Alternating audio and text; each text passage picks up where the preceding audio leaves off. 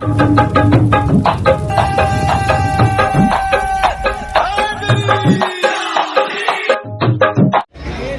کا دارمدار ہماری نیتوں پر ہے۔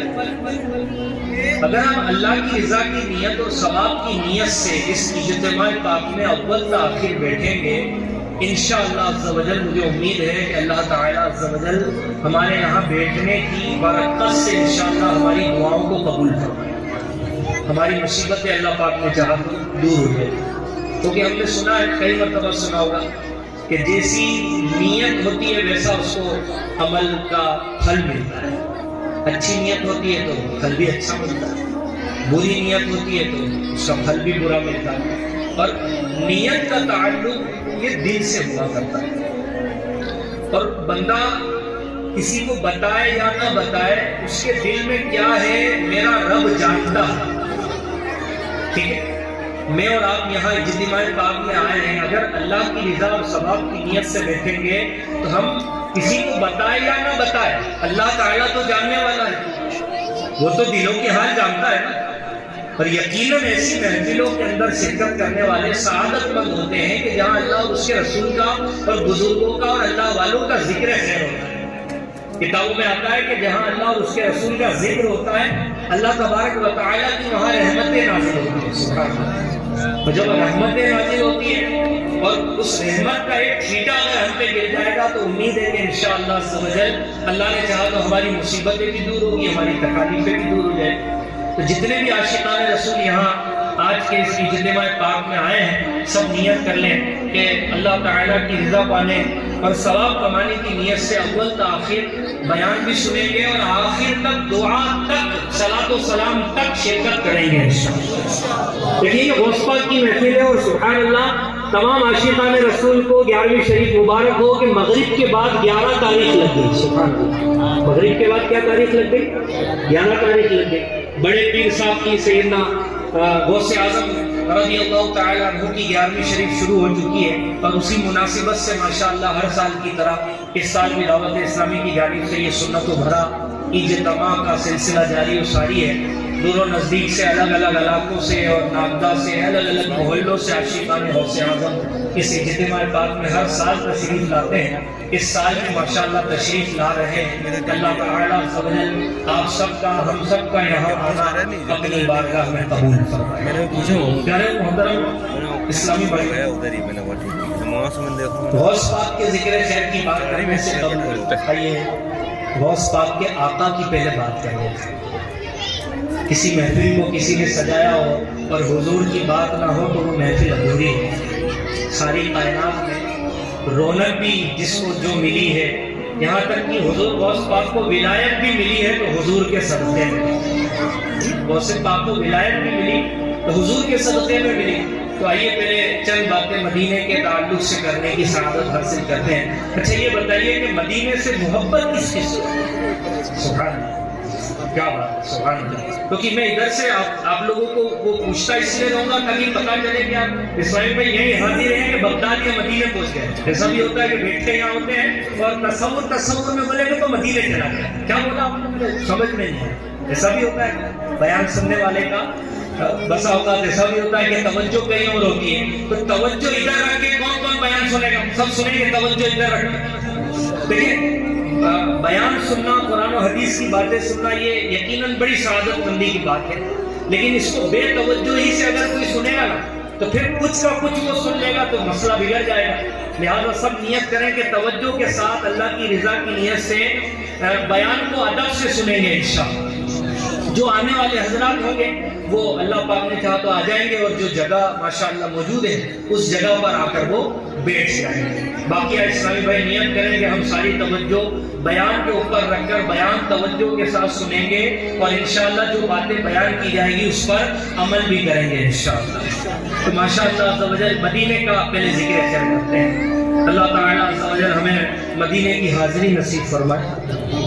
ہر عاشق کی یہ تمنا ہوتی ہے دنیا میں کہ حضور اس کو ایک بار مدینے بلائے اور وہ مدینے چلے۔ دنیا میں کئی ایسے لوگ ہیں کہ جن کے پاس دنیاوی دولت بھی ہے، دنیاوی مقام بھی ہے، دنیاوی منصب بھی ہے، دنیاوی عہدہ بھی ہے، دنیا میں بہت ساری ان کے پاس چیزیں ہیں، لیکن پیارے اسلامی بھائیوں کئی ایسے لوگ ہیں، کروڑ پتیوں کی بھی ایک تعداد ہے جو مدینہ نہیں دیکھتا۔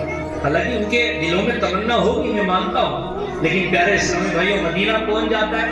مدینہ شریف وہی جاتا ہے جسے حضور بلاتے ہیں، جسے حضور بلاتے ہیں وہ مدینے چلا جاتا ہے۔ بعض لوگ کہتے ہیں میں مدینے جا رہا ہوں، مدینے جا رہا ہوں، نہیں، ایسا نہیں کہنا، ایسا بھی کہہ دیا تو ناجائز نہیں ہے، لیکن اگر کوئی مدینے جا رہا ہے نا تو اسے کیا کہنا ہے کہ حضور نے بلایا ہے۔ کیا کہنا اس کو؟ حضور نے بلایا ہے۔ جب ہماری قسمت کی معراج ہوگی، سبحان اللہ، عید کا دن ہوگا کہ حضور ہمیں اپنے مدینے بلا لیں۔ حالانکہ اس لائق تو نہیں ہے کہ ہم مدینے جائیں، اس بابرکت سرزمین پر ہم اپنے گناہگار پیروں کو رکھیں، لیکن حضور بلا لیں تو بڑی بات بھی نہیں ہے۔ ان کا کرم تو سبحان اللہ بڑا ہی پیارا ہے کہ وہ رحمت للعالمین ہے، پورے جہان کے لیے رحمت بنا کر بھیجے گئے۔ اگر ان کا امتی سچے دل سے ان کو یاد کرے گا اور مدینے کی محبت کے اندر اپنی زندگی کے ایام گزارے گا، مدینے میں رونا رلانا اگر اس کی زندگی کا طریقہ بن جائے گا، مجھے امید ہے کہ انشاءاللہ عز و جل وہ دن بھی آئے گا کہ ہم مدینے بھی جائیں گے انشاءاللہ۔ تصور تو کرے بندہ کہ حضور نبی پاک صلی اللہ علیہ وسلم کا گنبد خضرا سامنے ہو، کیا سامنے ہو؟ حضور کا گنبد خضرا سامنے ہو اور ہم اپنی عرض گزاری استغاثہ رو رو کے حضور کی بارگاہ میں عرض کر رہے ہوں کہ آقا بس اس گناہگار کی شفاعت فرمائیں۔ دیکھیں مدینے جائیں تو مدینے جانے کے بعد بھی ہمیں دنیا کی دولت نہیں مانگنی ہے، دنیا نہیں مانگنی ہے، ہمیں حضور کی بارگاہ میں جانا ہے تو ہمیں حضور کی شفاعت مانگنی ہے۔ کیا مانگنی ہے؟ حضور کی شفاعت مانگنی ہے کہ حضور آپ نے ہمیں امتی تو بنایا، بس آخرت میں قیامت میں بھی قبول فرمائیں۔ کیونکہ دنیا میں کئی ایسے لوگ ہوں گے جو دنیا میں تو مسلمان ہوں گے، لیکن جب قیامت کا حساب و کتاب کا دن ہوگا تو بے ایمانوں میں ان کا نام شمار کیا جائے۔ اللہ، وہ ایمان سے پھر چکے ہوں گے، لیکن ان میں کئی سعادت مند ایسے ہوں گے کہ جو ایمان کے ساتھ دنیا سے جائیں گے اور قیامت کے دن میرے آقا کہیں گے یہ تو میرا غلام ہے، اور وہ حضور کے پیچھے پیچھے جنت میں جائیں گے۔ تو حضور سے دنیا نہیں مانگنی، دنیا نہیں مانگنی، حضور کی بارگاہ میں جائیں گے اور عرض کریں گے، کیا عرض کریں گے؟ آقا شفاعت فرما دیجیے، آقا اس گناہگار کی شفاعت فرما دیجئے، یہ بڑا پریشان ہے، اس کی پریشانی کو دور کر دیجئے۔ اللہ کرے وہ دن ہماری زندگی میں آئے کہ ہم سب مل کے مدینے جائیں۔ تصور تو کریں آپ سب کہ ہماری پوری فیملی ہو، ہمارا پریوار ہو، ماں باپ ہو، دوست احباب ہو، اور قافلہ مدینے کی جانب روانہ ہو۔ دل میں تڑپ بھی ہوتی، لیکن کچھ لوگ ایسے ہیں کہ جن کے دل میں تڑپ کم ہوتی ہے تو کسی کے دل میں زیادہ ہوتی ہے۔ کچھ لوگ ایسے ہوتے ہیں کہ جن کے پاس بیٹھ جاؤ تو مدینہ مدینہ ہی کرتے رہتے ہیں۔ کچھ ایسے ہوتے ہیں کہ جن کو مدینہ میں ہاں چلے جائیں گے، حالانکہ وہ جا سکتے ہیں، طرف کو بڑھائیں تو جا سکتے ہیں۔ آج میرے کئی نوجوان، کئی لوگ دنیا گھومنے کے لیے ادھر ادھر جاتے ہیں، پیسے ادھر ادھر کے کاموں میں خرچ کر دیتے ہیں، لیکن اگر ان سے کہا جائے کہ جناب آپ یہی پیسہ بچا کے مدینے بھی تو جا سکتے تھے، لیکن نہیں کہہ رہے۔ مدینے وہی جاتا ہے جسے حضور بلاتے ہیں۔ جتنے بھی عاشقان رسول یہاں بیٹھے ہیں، آج یہ نیت کریں گے انشاءاللہ عز و جل مدینے کی یاد میں روئیں گے اور رلائیں گے انشاءاللہ۔ اللہ کرے کہ ہمارا موبائل جب چالو ہو تو موبائل کے اندر بھی مدینے کی نعتیں بج رہی ہیں، موبائل کے اندر بھی مدینے کی نعتیں بج رہی ہو اور ہم مدینے کا ذکر خیر کرتے رہیں۔ شیخ طریقت امیر اہل سنت دعوت برکات عالیہ کتنی پیاری بات فرماتے ہیں کہ جس کو مدینے جانا ہے وہ بار بار مدینے کی نعتیں سنتا رہے، وہ نعتیں سنتا رہے گا، روتا رہے گا، انشاءاللہ کرم ہوگا اور حضور اس کو انشاءاللہ ایک دن مدینے بھی بلائیں گے۔ تو ہمیں رونا ہے، ہمیں آقا کی بارگاہ میں استغاثہ پیش کرنا ہے، آقا کی بارگاہ میں عرض لگانی ہے، ہمیں حضور کی بارگاہ میں بار بار استغاثہ پیش کرنا ہے۔ انشاءاللہ وہ دن بھی آئے گا کہ ہم پہ کرم ہوگا اور ہم مدینے جائیں گے۔ تصور کریں کہ گنبد خضرا سامنے ہے، ہرا ہرا وہ پیارا گنبد سامنے ہے اور ہم گنبد خضرا کے سامنے ادب سے بیٹھے ہوں اور حضور کی بارگاہ میں عرض کر رہے ہوں۔ ابھی تو ہم یہاں سے تصور کر کے عرض کر رہے ہیں، پھر وہاں جائیں گے تو وہ اور بھی اشعار عرض کریں گے، تو مل کر میرے ساتھ پڑھنے کی سعادت حاصل کریں۔ مجھے در پہ پھر بلانا، مدنی مدینے والے مجھے در پہ پھر بلانا، مدنی مدینے والے میں عشق بھی پلانا، میں عشق بھی پلانا،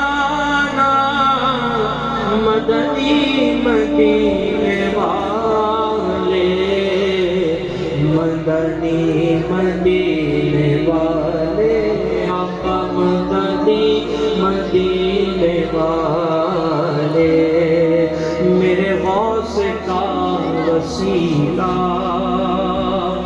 رہے شاہ رسد کبیرہ، ہمیں خلد میں بسانا، ہمیں خلد میں بسانا، مدنی مدینے والے، مدنی مدینے والے، آقا مدنی مدینے والے۔ حضور کا محبت سامنے ہوگا، ہم کیا عرض کریں گے کہ یہ مریض مر رہا ہے،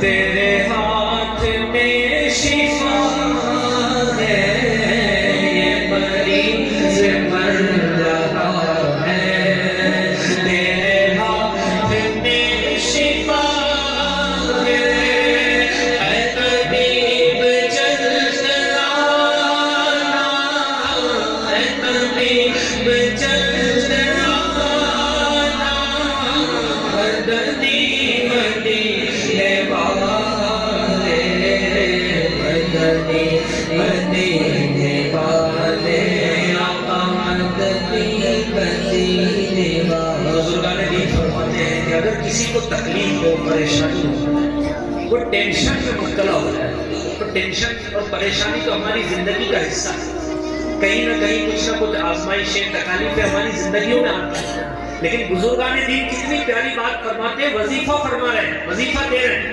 کہ جب بھی کسی کو پریشانی آئے، تکلیف آئے، وہ آنکھ بند کریں اور حضور کی بارگاہ میں عرض لگانے والا بن جائے، استغاثہ پیش کرنے والا بن جائے۔ ہمارا یہ عقیدہ ہے کہ اگر ہم ناقدہ کی سرزمین سے حضور کو پکاریں گے تو ہمارے آقا مدینے سے ہمیں سماعت فرمائیں گے، ہمارے آقا ہمیں مدینے میں سماعت فرما رہے ہیں، یہ ہمارا عقیدہ ہے۔ اگر ہم توجہ سے، دل کی گہرائی سے اپنے آقا کی بارگاہ میں اپنی تکلیف بیان کریں گے تو کیا ہماری تکلیف دور نہیں ہوگی؟ ہوگی نہیں ہوگی؟ ہوگی نا؟ تو یہ بزرگان دین کا طریقہ کار رہا ہے۔ کیا طریقہ کار رہا ہے کہ جب بھی انہیں تکلیف ہوتی، پریشانی ہوتی تو وہ آنکھ بند کرتے، بند کمرے میں کہیں اکیلے چلے جاتے اور حضور کی بارگاہ میں استغاثہ پیش کرتے۔ کیا کرتے کہ مجھے سب ستا رہے ہیں، میرا دل دکھا رہے ہیں، مجھے سب ستا رہے ہیں، میرا دل دکھا رہے ہیں، تم ہی حوصلہ بڑھانا، تم ہی حوصلہ بڑھانا، مدنی مدینے والے، مدنی مدینے والے، آقا مدنی مدینے والے، میری آنے والی نسلیں تیرے عشق ہی میں بچے، میری آنے والی نسلیں تیرے عشق ہی میں بچے، انہیں نیک تم بنانا، انہیں نیک تم بنانا، مدنی مدینے والے، مدنی مدینے والے، آقا مدنی مدینے والے، اور تیرے غم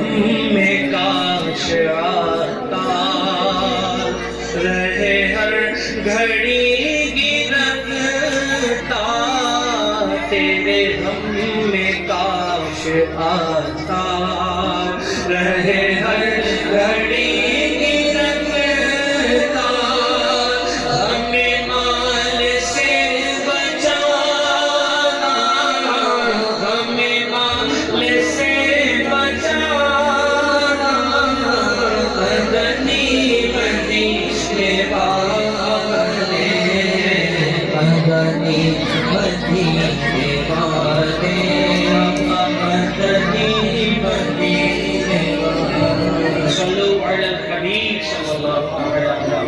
اچھا مدینے میں جانا ہے اور بغداد کس کس نے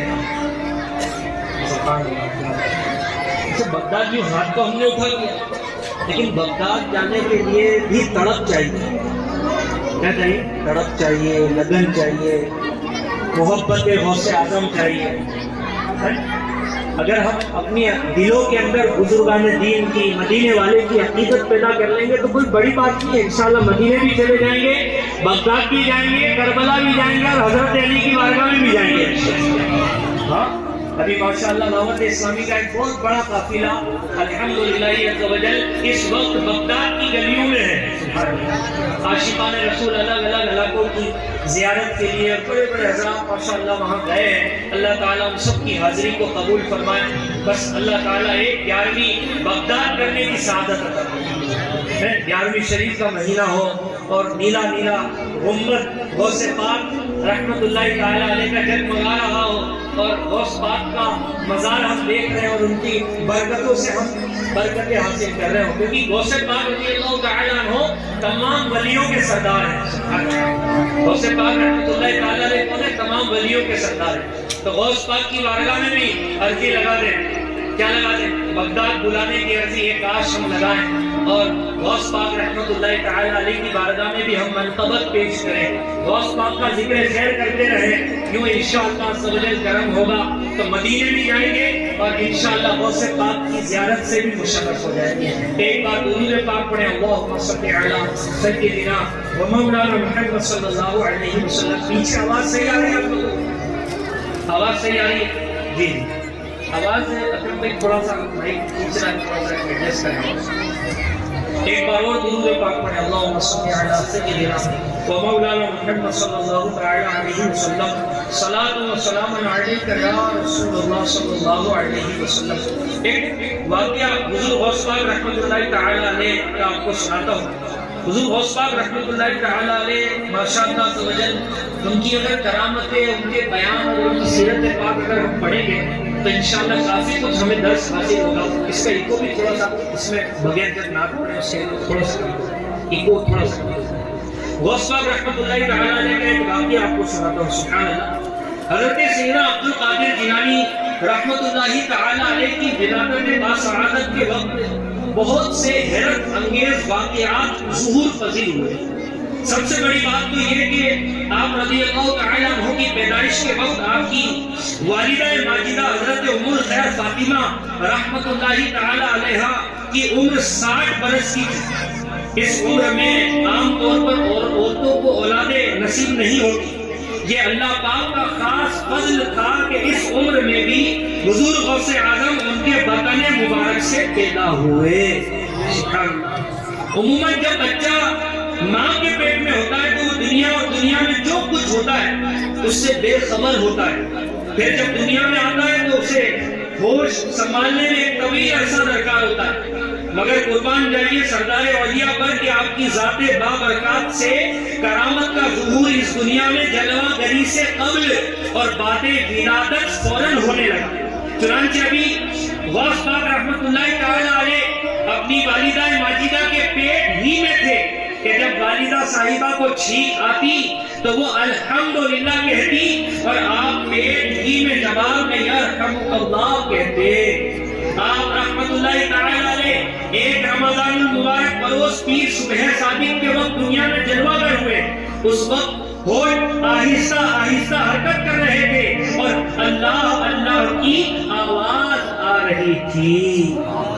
جس دن آپ کی ولادت ہوئی اس دن آپ کے دیار ولادت جیلان شریف میں 1100 بچے پیدا ہوئے اور سب کے سب لڑکے پیدا ہوئے اور سب کے سب اللہ کے ولی بن گئے۔ یہ حضور غوث پاک کی کرامت کہ جس دن حضور غوث پاک رحمۃ اللہ تعالی علیہ دنیا میں تشریف لائے اسی دن 1100 بچے اور وہ بھی سب لڑکے سبحان اللہ پیدا ہوئے، جیلان شریف میں سب اللہ کے ولی بن گئے۔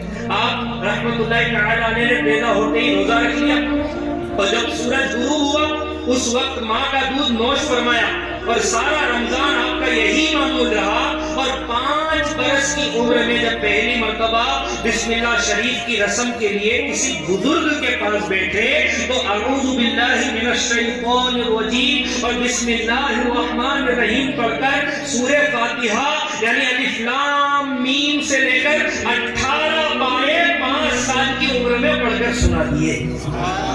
سبحان اللہ۔ ان بزرگ نے کہا بیٹا اور پڑھو، فرمایا بس مجھے اتنا ہی یاد ہے، کیونکہ میری والدہ کو بھی اتنا ہی یاد تھا، جب میں اپنی ماں کے پیٹ میں تھا تو اس وقت وہ پڑھا کرتی تھی، میں سن سن کر یاد کر لیا کرتا تھا۔ سبحان اللہ۔ کدے بے سایہ ذل کبریا ہے تو اس بے سایہ ذل کا ذل ہے یا غوث۔ حضرت ابو محمد عبداللہ بن احمد رحمۃ اللہ تعالی علیہ کتنی پیاری بات فرما رہے ہیں کہ قطب ربانی غوث السمدانی شیخ عبد القادر جیلانی رحمۃ اللہ تعالی علیہ ضعیف البدن، میانہ قد، کشادہ سینہ یعنی اچھا سینہ، چوڑی داڑھی، دراز یعنی لمبی گردن، گندمی رنگت، ملی ہوئی بھوے اور سیاہ آنکھوں اور بلند آواز اور بہت علم و فضل والے بزرگ تھے۔ سبحان اللہ۔ یہ غوث پاک رحمۃ اللہ تعالی علیہ کی شان، اللہ تعالیٰ عز و جل ہمیں غوث پاک رحمۃ اللہ تعالی علیہ کے فیضان سے مالا مال فرمائے، اور غوث پاک رحمۃ اللہ تعالی علیہ کے صدقے میں اللہ تبارک و تعالی ہمیں بھی دنیا اور آخرت میں اللہ تعالیٰ کامیابی عطا فرمائے۔ پیارے محترم اسلامی بھائیوں، ایک واقعہ آپ کو سناتا ہوں۔ منقول ہے ایک بار سیدنا غوث اعظم رضی اللہ تعالی عنہ مدینہ منورہ سے حاضری دے کر ننگے پاؤں بغداد شریف کی طرف آ رہے تھے۔ راستے میں ایک چور کھڑا کسی مسافر کو لوٹنے کا انتظار کر رہا تھا۔ آپ رضی اللہ تعالی عنہ جب اس کے قریب پہنچے تو پوچھنے لگے کہ تم کون ہو؟ اس نے جواب دیا وہ جو چور تھا کہ میں دیہاتی ہوں، مگر آپ نے کشف کے ذریعے اس کی معصیت یعنی گناہ اور بدکاری کو لکھا ہوا دیکھ لیا، اور اس چور کے دل میں خیال آیا کہ شاید یہ ہونا ہو غوث اعظم رضی اللہ تعالی عنہ ہے۔ آپ کو اس کے دل میں پیدا ہونے والے اس خیال کا بھی علم ہو گیا تو آپ رضی اللہ تعالی عنہ نے فرمایا کہ میں عبد القادر ہی ہوں۔ یہ سنتے ہی وہ چور فوراً آپ کے مبارک قدموں میں گر گیا اور اس کی زبان پر یا عبد القادر جیلانی شیئا للہ المدد یعنی اے میرے آقا عبد القادر میرے حال پر رحم فرمائیے یہ جاری ہو گیا۔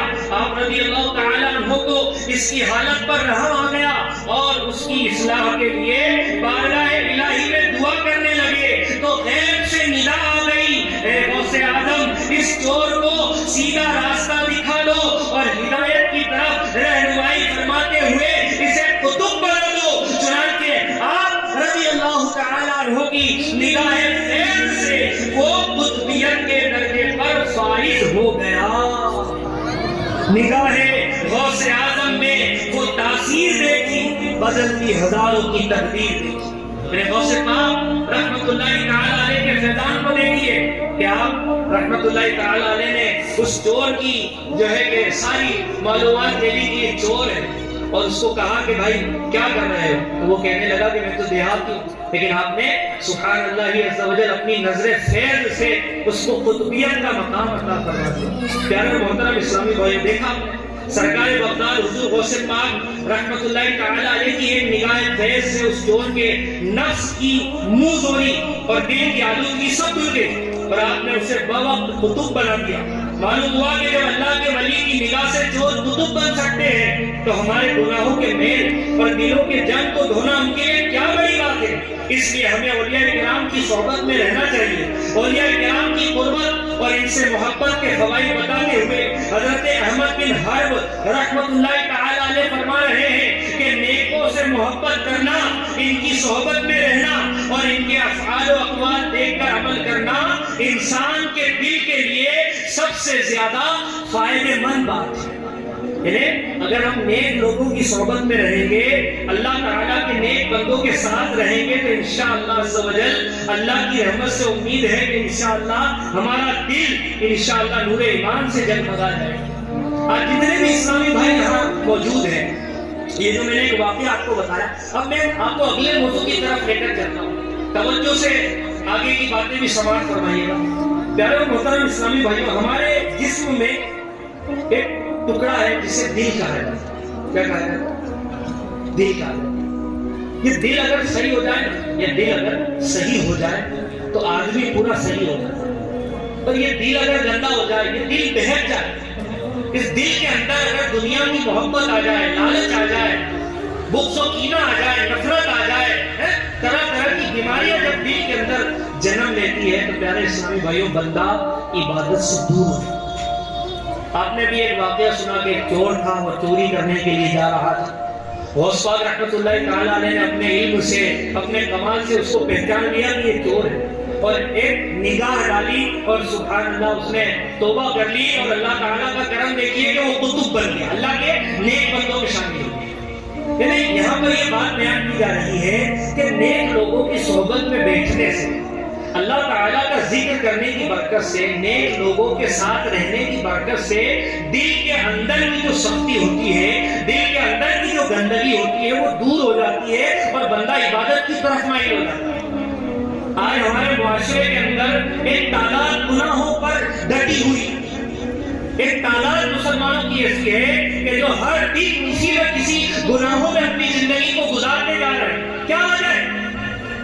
آج اگر کسی سے کہا جاتا ہے کہ جناب نماز میں تشریف لائیے، تلاوت قرآن کیجیے، درود پاک پڑھیے، اللہ تعالیٰ کی عبادت کیجیے، سنتوں پر عمل کیجیے، تو ہر آدمی کیا کہتا ہے؟ ایک جواب ہمارے اسلامی میں کامن دیتے ہیں، کیا کروں جناب دل نہیں لگتا۔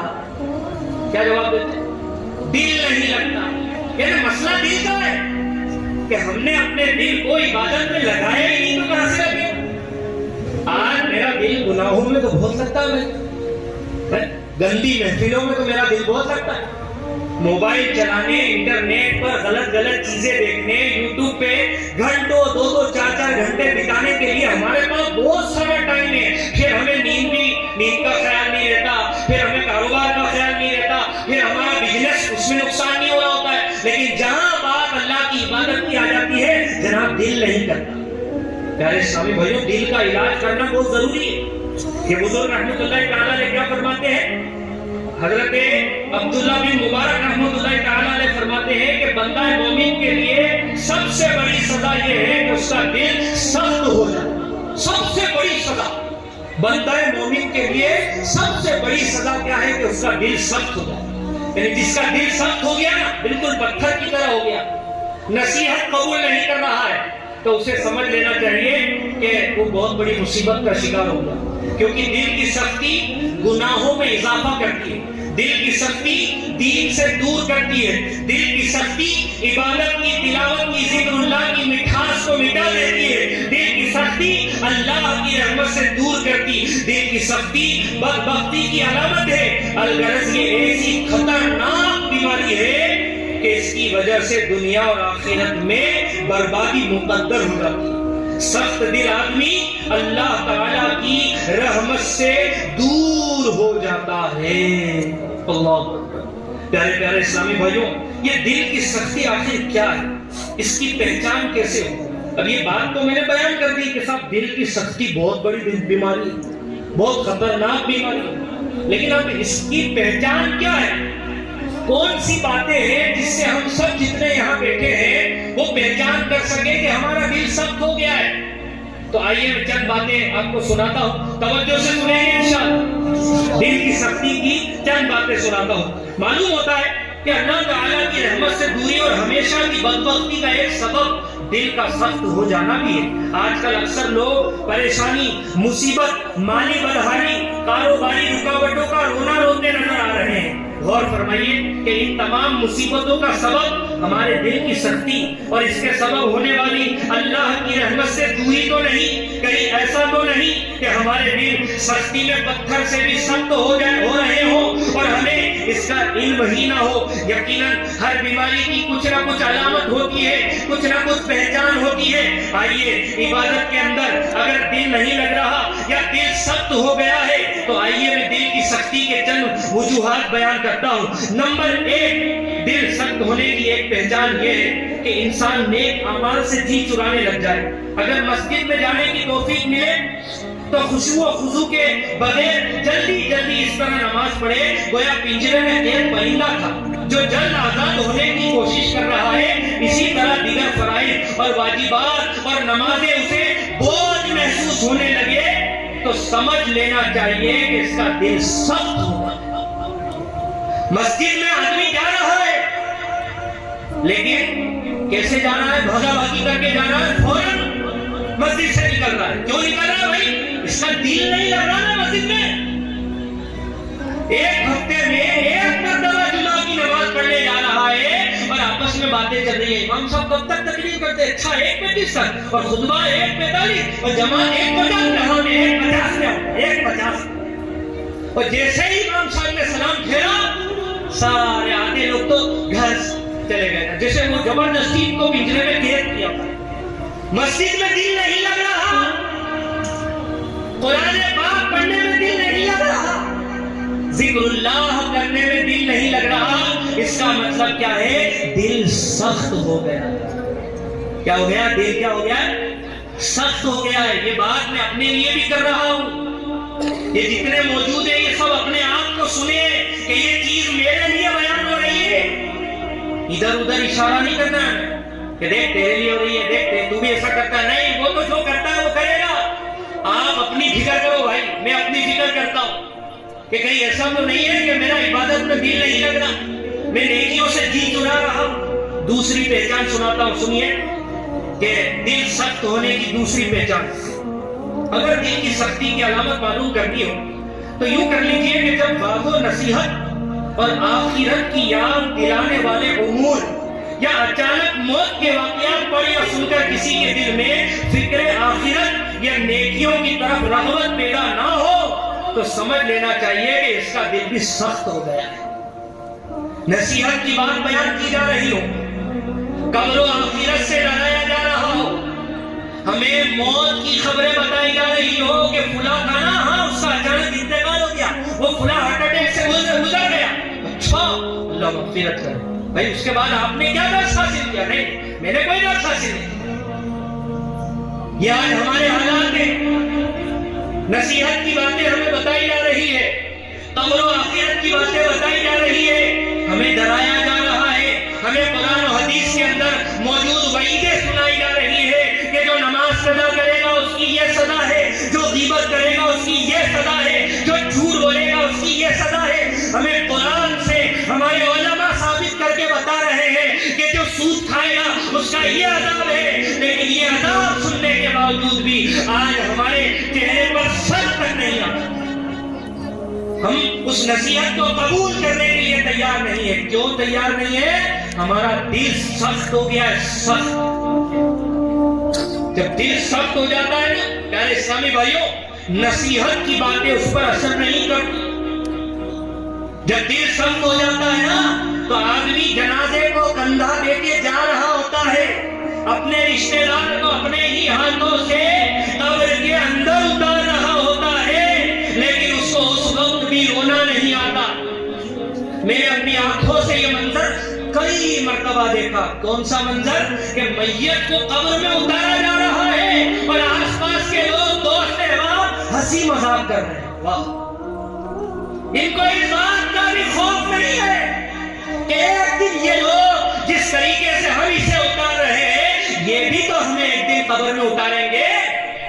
لیکن اس کی آنکھوں پہ ایسی پٹی بندی ہوئی ہے کہ اتنی موت کی خبریں سننے کے باوجود، قبرستان کی سناٹے کی آوازیں دیکھنے کے باوجود ہمارے دل کے اندر کوئی ہلچل ہی نہیں ہو رہی۔ اس کا مطلب ہمارا دل سخت ہو گیا۔ ایک اور بات دیکھیے، دل کی سختی کی علامت یہ ہے کہ بندہ ہمیشہ رہنے والی آخرت پہ دنیا کو زیادہ توجہ دیتا ہے، ترجیح دیتا ہے، اور دنیا کو جو اپنا سب کچھ سمجھنے لگتا ہے اور بے چین رہتا ہے دنیا کے لیے، تو سمجھ لینا چاہیے کہ اس کا دل سخت ہو گیا۔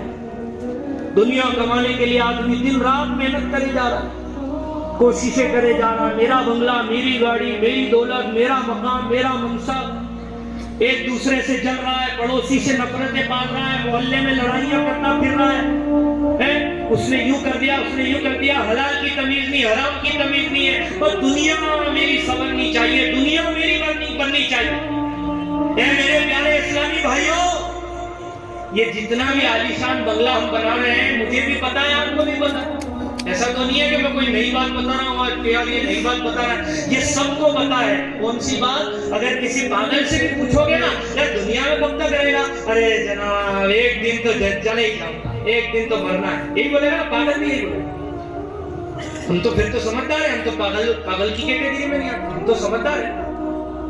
تو پیارے اور محترم اسلامی بھائیوں، وہ کون سی باتیں ہیں کہ جن کی وجہ سے ہم اللہ تعالیٰ عز و جل کی عبادت سے دور ہو رہے ہیں؟ آج ہمارے بینک بیلنس میں دن رات پیسہ بڑھ رہا ہے، دن رات پیسہ بڑھ رہا ہے، اور میں ان ہرے ہرے نوٹوں کو دیکھ کر، اس اکاؤنٹ کو دیکھ کر، اس پراپرٹی کو دیکھ کر خوش ہو رہا ہوں۔ لیکن پیارے اسلامی بھائیوں، کبھی اپنے نیکیوں کے اکاؤنٹ کا جائزہ لیا؟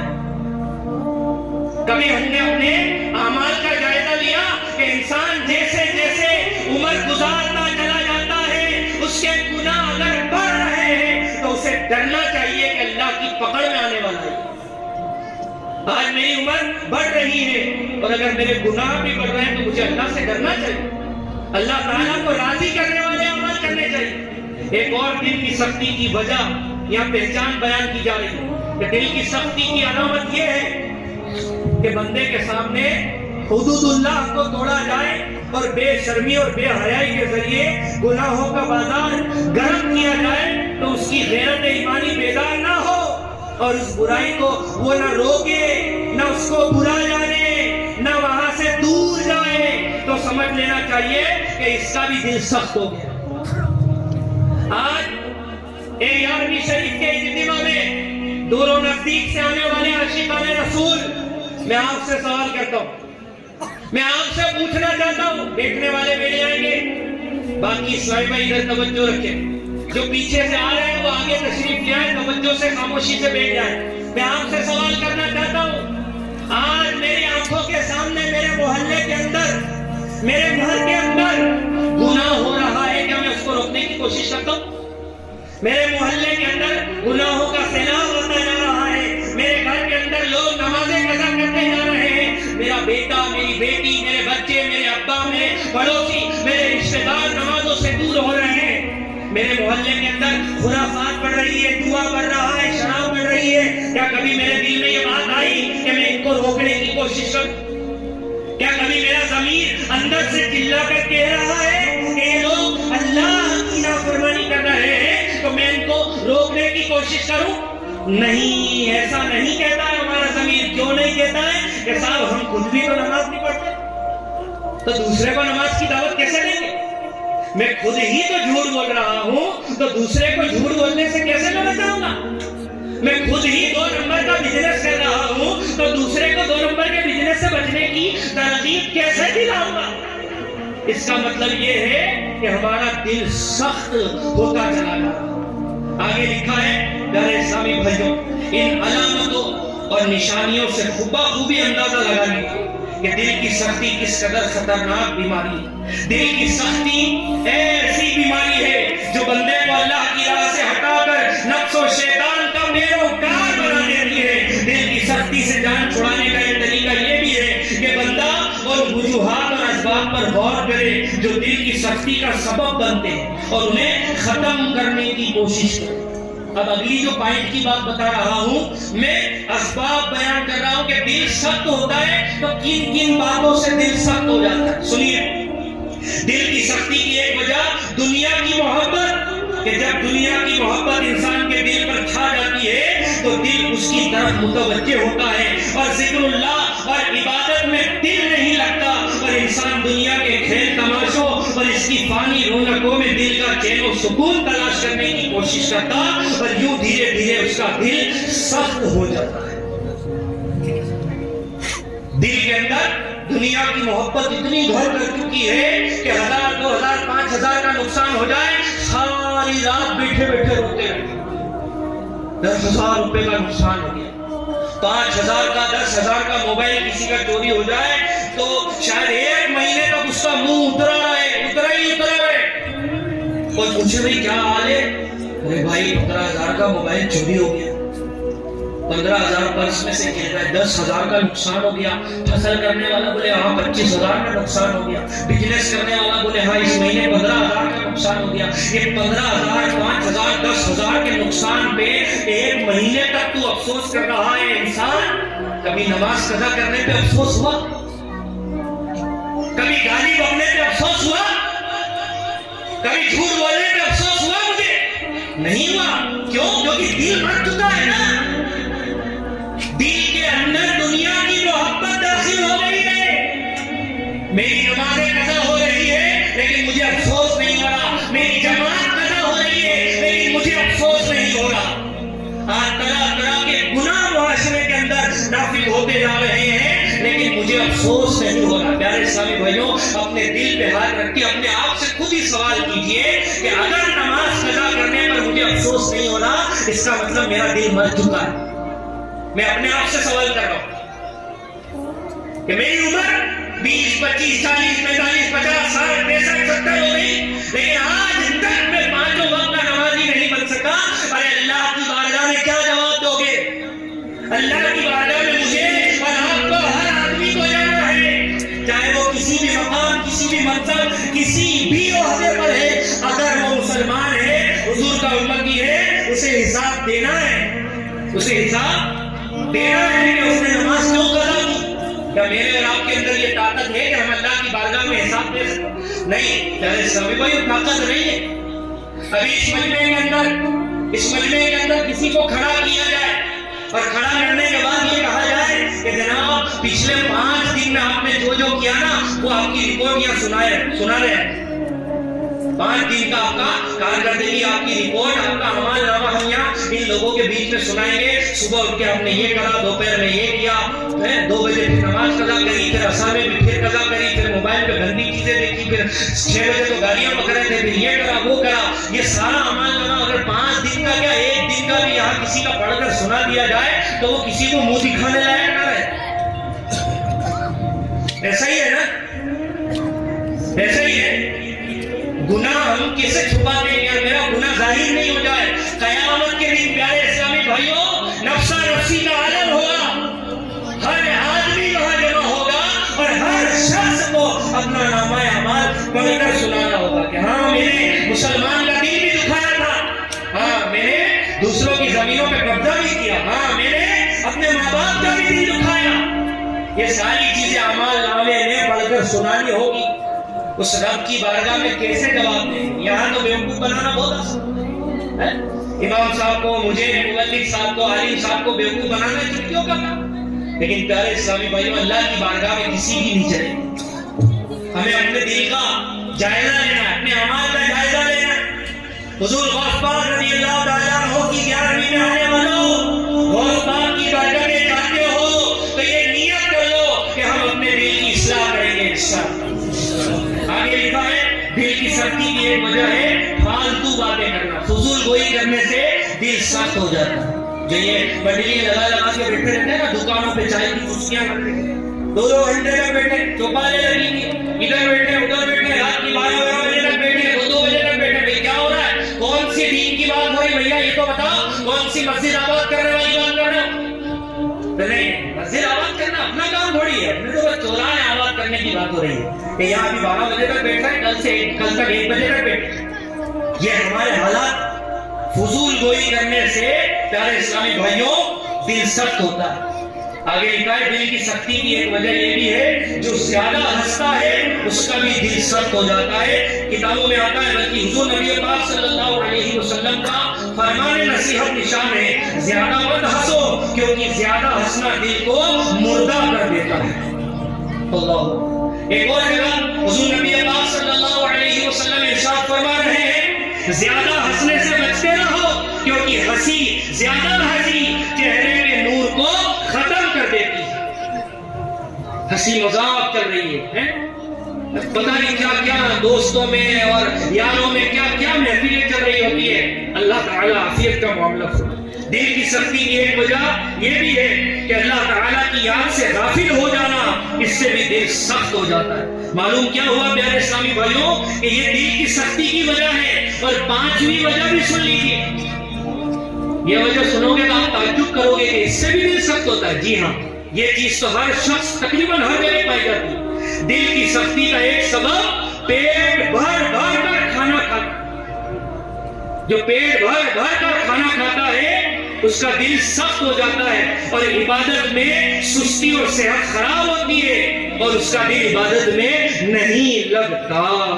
پیارے اور محترم اسلامی بھائیوں معلوم ہوا کہ دل کی سختی کا ایک سبب دنیا کی محبت بھی ہے. دل کی سختی کا ایک سبب فضول گوئی بھی ہے. دل کی سختی کا ایک سبب پیٹ بھر کر کھانا بھی ہے. لہذا سب نیت کر لیجئے کہ انشاءاللہ دل کی سختی سے اپنے آپ کو بچانے کی کوشش کریں گے انشاءاللہ. اب دل کی سختی کے نقصان بتاتا ہوں. دل کی سختی کا ایک نقصان یہ ہے کہ بندہ گناہوں پر دلیر ہو جاتا ہے. سب سے بڑا نقصان دل کی سختی کا یہ ہے کہ اسے وحشت قبر، خوف قیامت، حساب آخرت، عذاب جہنم کی کوئی فکر نہیں ہوتی. جس کا دل سخت ہو جاتا ہے اس کو ان باتوں کی کوئی فکر نہیں ہوتی. توجہ سے میرے بیان کے چند مزید پھولوں کو ان پوائنٹ کو سنیے. خدا آپس میں جو بات کر رہے ہیں ادھر ادھر اشارے کر رہے ہیں تھوڑی دیر کے لیے توجہ سے یہ باتیں سنیے انشاءاللہ دل کی دنیا بدل جائے گی. تو یہاں کیا لکھا ہے کہ دل کی سختی کا سب سے بڑا نقصان یہ ہے کہ وحشت قبر، خوف قیامت، حساب آخرت سے وہ بے پرواہ ہو جاتا ہے. آج میں ایک مثال آپ کو دیتا ہوں کہ جس کا دل سخت ہو جاتا ہے نا اسے آخرت کی کوئی نہیں پڑی ہوتی، اسے قبر کے بارے میں کوئی نہیں پڑی ہوتی. اور سب سے بڑا نقصان کیا ہوتا ہے وہ گناہوں میں دلیر ہو جاتا ہے. دلیر گناہ کرنا اس کے لیے معمولی کام، بالکل چٹکی والا کام ہوتا ہے. گناہ کرنا اس کے لیے بالکل نارمل کام ہوتا ہے. جھوٹ بولا تو کوئی افسوس نہیں ہوا، گالی روکی کوئی افسوس نہیں ہوا، نماز قضا کی کوئی افسوس نہیں ہوا، دن رات فلمیں ڈرامے دیکھ رہا ہے کوئی افسوس نہیں ہوا. میں ایک مثال آپ کو دے کے سناتا ہوں. یہ بات آپ نے سنی ہوگی کہ جب بندہ ایک گناہ کرتا ہے تو اس کے گناہ کی نحوست کی وجہ سے اس کے دل پہ ایک کالا نقطہ لگا دیا جاتا ہے. ایک دل ہے اس کے اوپر ایک کالا نقطہ لگ گیا. دوسرا گناہ کرا پھر دوسرا نقطہ لگ گیا. تیسرا گناہ کرا پھر تیسرا نقطہ، پھر 4-5 ایسے گناہ کرتا رہتا ہے تو اس کا دل پورا کیا ہو جاتا ہے؟ کالا ہو جاتا ہے، سخت ہو جاتا ہے. دل گناہ کرنے کی نحوست کی وجہ سے سخت ہو جاتا ہے اور جب یہ دل سخت ہو جاتا ہے تو نصیحت کی باتیں قبول نہیں کرتا، پھر یہ گناہوں کا دلیر ہو جاتا ہے. ایک بزرگ رحمۃ اللہ تعالی علیہ نے بڑی پیاری ایک سمجھائش کی اور بہت پیارے انداز میں اس معاملے کو سمجھانے کی کوشش کی. ہو سکتا ہے ہمیں سمجھ میں آ جائے. جتنے بھی میں اور آپ بیٹھے ہیں سب اپنا جائزہ لیں. میرے نوجوان، میرے پیارے اسلامی بھائی، دور و نزدیک سے آنے والے عاشقان غوث اعظم سب جائزہ لیں. اپنے آپ کا جائزہ لینا ہے، ادھر ادھر نہیں دیکھنا ہے. ٹھیک ہے، میں اپنے آپ کا جائزہ لیتا ہوں، آپ اپنے آپ کا جائزہ لیں. میں جو بھی گناہ کرتا ہوں آخر کیا وجہ ہے کہ دن رات میں یہ گناہ کر رہا ہوں، یہ کر رہا ہوں، وہ کر رہا ہوں، لیکن مجھے افسوس نہیں ہو رہا، مجھے رونا نہیں ہو رہا. میری دن رات نمازیں قضا ہو رہی ہے، میں دن رات میں ناجائز کام میں لگا ہوا ہوں، اللہ کی نافرمانی کر رہا ہوں، میں موبائل انٹرنیٹ پہ غلط چیزیں دیکھ رہا ہوں، رات بھر دیکھ رہا ہوں، میں غیر لڑکیوں سے تعلقات قائم کر رہا ہوں، لیکن مجھے افسوس ہی نہیں ہو رہا ہے. بھائی کیوں نہیں ہو رہا ہے؟ میں آپ کو وجہ بتاتا ہوں. آپ نے دیکھا ہوگا کہ کبھی جیسے کسی کا لباس گندا ہو جائے، جیسے مان لیں ہم نے کوئی کپڑا پہن رکھا ہے، ابھی میں نے سفید کپڑا پہنا، ٹھیک ہے، اب یہ سفید کپڑا میں نے پہنا، ابھی نیا کپڑا پہن کے آیا، ٹھیک ہے، بالکل صاف ستھرا. اب جب بندہ نیا کپڑا پہنتا ہے تو اس کی ایک فطرت میں یہ ہوتا ہے کہ جیسے ہی اگر اس کو کوئی گندی چیز یا کچھ ایک دم دھول لگی یا کہیں بیٹھتا ہے تو بالکل ادب سے بیٹھتا ہے. ایسے ہی نیا کپڑا پہن کے آتے ہیں، کہیں بیٹھتے ہیں تو بالکل ادب سے بیٹھنے کی کوشش کرتے ہیں، اور کہیں گندگی ہو جائے تو فوراً اس کو صاف کرتے ہیں کیونکہ یار ابھی جسٹ تو نیا پہن کے آیا. تو جب کپڑا صاف ستھرا ہوتا ہے نا تو اس پہ ذرا سا داغ بھی لگ جائے تو بڑا عجیب سا محسوس ہوتا ہے. ایسے ہی میں صحیح کہہ رہا ہوں یا غلط؟ کون کہہ رہا صحیح کہہ رہا؟ ایسے ہی نا جیسے کپڑا میں نے بالکل وائٹ پہنا ہے اور کوئی گندگی ڈال دے, کوئی ایک دم کچھ چھڑک دے, کوئی چھینٹے اڑا دے تو ایک دم کیسا دل جلے گا, جلے گا نا دل, افسوس ہوگا, بڑا عجیب سا بھی لگے گا. لیکن اگر یہی کپڑا میں نے 8-10 دن سے پہنا ہو, کتنے دن سے, 8-10 دن سے پہنا ہو, اور دھول میں ہو گیا ہو, میرے کام کرنے کا کپڑا ہو, اور مجھے معلوم ہے کہ یہ کپڑا تو گندا ہی ہے اور ابھی تو اور اس کو گندا کر دو, بھلے ہی ابھی 1-2 دن میں دھلنے جا رہا ہے, تو جب کپڑے کے آخری ٹائم چل رہا ہوتا ہے یعنی زیادہ گندا ہو جاتا ہے تو پھر آدمی کیا کرتا ہے, بے نگر ہو جاتا ہے. کیا ہو جاتا ہے, پھر اس پہ دھول بھی ڈالو, پھر اگر وہ جھاڑو بھی نکال دے, دری بھی اٹھا کے وہ دیگر کام بھی کر لے تو اس کو کوئی زیادہ ٹینشن نہیں ہوتی. کیوں؟ کیونکہ اس کا تو کپڑا ہی سارا گندا ہے. جیسے میکینک لوگ کام کرتے ہیں تو گندے کپڑے میں کام کرتے ہیں, مطلب ان کا ایک کام کرنے کا ہوتا ہے طریقہ, تو اب وہ کپڑے کیوں پہنتے ہیں ایسے, یعنی یہ کپڑا ایک لباس جو ہے یہ ادھر کا کام کرنے کا لباس ہے, تو ان کو احساس نہیں ہوتا. یعنی جس کا کپڑا گندا ہوتا ہے اس پہ گندگی لگ جائے تو احساس نہیں ہوتا ہے. تو یہی حال ہمارا ہے پیارے اسلامی بھائیوں کہ ہمارا دل گندگی کر کر کے اتنا گندا ہو چکا ہے کہ اس پر گندگی سے گندگی, گناہوں سے گناہ آتے جا رہے ہیں. لیکن پیارے اسلامی بھائیوں ہمیں افسوس نہیں ہو رہا. میرے زندگی بھر نمازیں قضا کی, میرے زندگی بھر نافرمانیوں میں وقت گزار دیا, میرا 20, 25, 30, 40 سال کا عرصہ پیارے اسلامی بھائیوں نافرمانیوں میں میں نے گزار دیا, اور میری پوری زندگی اللہ اکبر گناہ کرتے کرتے گزر رہی ہے. تو آپ اگر کوئی میں گالی بھی بکتوں گا تو مجھے افسوس نہیں ہوگا. اور جو بندہ پاک رہتا ہے, جو صاف رہتا ہے, جو عبادت گزار ہوتا ہے, جو نمازی ہوتا ہے, جو متقی ہوتا ہے, جو پرہیزگاری اختیار کرتا ہے, جو تلاوت قرآن کرتا ہے, جو ماں باپ کی فرمانبرداری کرتا ہے, جو سنتوں پر عمل کر کے زندگی گزارتا ہے, جو حلال کماتا ہے, جو سنتوں پر عمل کرتا ہے, اگر اس کی کبھی نماز قضا ہو جائے یا غلطی سے جماعت چھوٹ جائے تو اسے افسوس ہوتا ہے. اسے کیا ہوتا ہے, اسے افسوس ہوتا ہے. یا کوئی سنت پر عمل کرنے والا کسی دن سنت چھوٹ جائے تو اسے افسوس ہوتا ہے. کیوں؟ کیونکہ اس کا دل پاک اور صاف ہے. اس کا دل کیا ہے, پاک اور صاف ہے, کہ اس کو احساس ہو رہا ہے آج میرے اور آپ کے اندر کا احساس مر چکا ہے, ضمیر مر چکا ہے. اگر نصیحت کی بات کوئی 11ویں کے اجتماع میں پہلی بار بیان نہیں کی جا رہی, یا ہمیں پہلی بار قبر و آخرت سے نہیں ڈرایا جا رہا, اس سے پہلے بھی ہمارے علماء, ہمارے مبلغین ہمیں بار یہ نصیحت کر رہے ہیں کہ اے مسلمان اپنی آخرت کی فکر میں لگ جا, قبر و آخرت کا جائزہ لینے والا بن جا.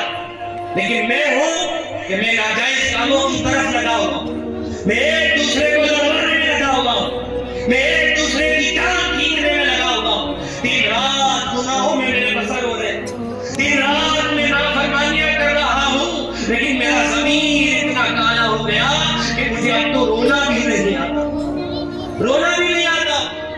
خوف خدا سے آنسو نہیں بہتے ہمارے سامنے مردے جا رہے ہیں قبرستان کی جانب, ہمارے سامنے انتقالات ہو رہے ہیں لوگوں کے, بلکہ ہم خود کبھی کبھی میت کو غسل دے رہے ہیں, لیکن ہمیں رونا نہیں آ رہا, ہمیں افسوس نہیں ہو رہا.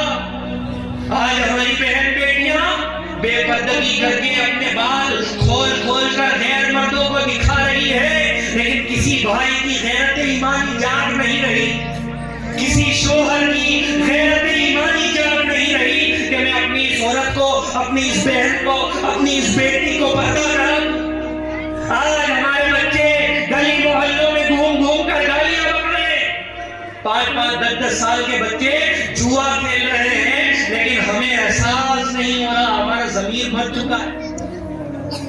اللہ والوں کا انداز کیسا ہوتا تھا, اللہ ایک بزرگ رحمت اللہ تعالی علیہ, اللہ والے, اللہ کی عبادت کرنے والے, نیک پرہیزگار متقی, کسی جگہ ایک بزرگ کے وعظ اور نصیحت میں بیٹھے ہوئے تھے, اور وہ بزرگ رحمت اللہ تعالی علیہ قبر و آخرت سے لوگوں کو ڈرا رہے تھے. تو جہاں ان کے کانوں سے قبر اور آخرت کی بات ٹکراتی ہے, یہ اللہ کا ولی دیر رات تک کونے میں بیٹھا بیٹھا روتا ہے اور پوری رات روتا رہتا ہے. لوگوں نے کہا حضور کون سا غم آپ کو رلا رہا ہے, ہم دیکھ رہے ہیں کہ بعد عشاء محفل کے بعد سے آپ روتے ہی چلے جا رہے ہیں، کیا وجہ ہے؟ کون سا غم ہے کہ آپ روتے ہی چلے جا رہے ہیں؟ تو وہ بزرگ کہہ رہے ہیں مجھے قبر کا غم رلا رہا ہے، مجھے قیامت کا غم رلا رہا ہے، میں اس بات کو سوچ سوچ کر رو رہا ہوں کہ جب قیامت کے دن میں گندے اعمال کے ساتھ اللہ کی بارگاہ میں حساب دوں گا، اس وقت میرا بھائی، میرا بیٹا، میرے رشتہ دار کوئی کام نہیں آئے۔ وہ بزرگ گویا ہمیں نصیحت کرنے ہیں، وہ تو عبادت گزار ہیں، متقی ہیں، نیک ہیں، لیکن وہ پھر بھی ہمیں نصیحت کر رہے ہیں کہ لوگوں اب تو سدھر جاؤ، اپنے دلوں میں خوف خدا پیدا کرو۔ حضور رضی اللہ تعالیٰ عنہ کا یہ معمول ہوا کرتا تھا کہ جب آپ تقریر کیا کرتے، جب آپ باز و نصیحت کرتے، جب آپ لوگوں کو جمع کر کے خوف خدا دلاتے، تو تاریخ میں یہ واقعات لکھے ہوئے ہیں کہ غوث پاک کے بیان کے اندر اتنا جلال اور خوف خدا ہوتا تھا کہ لوگ بیان سن کے انتقال کر جاتے تھے، دنیا سے رخصت ہو جاتے تھے۔ کیوں؟ اللہ کے خوف سے ہوتے تھے، اللہ کے ڈر سے آنسو بہاتے تھے۔ الگ الگ علاقوں سے آنے والے اسلامی بھائیوں، آج کے اس 11ویں شریف کے اجتماع میں شرکت کرنے والوں، اپنے آپ سے سوال کرو اللہ کے خوف سے آنسو باہر کب روئے تھے؟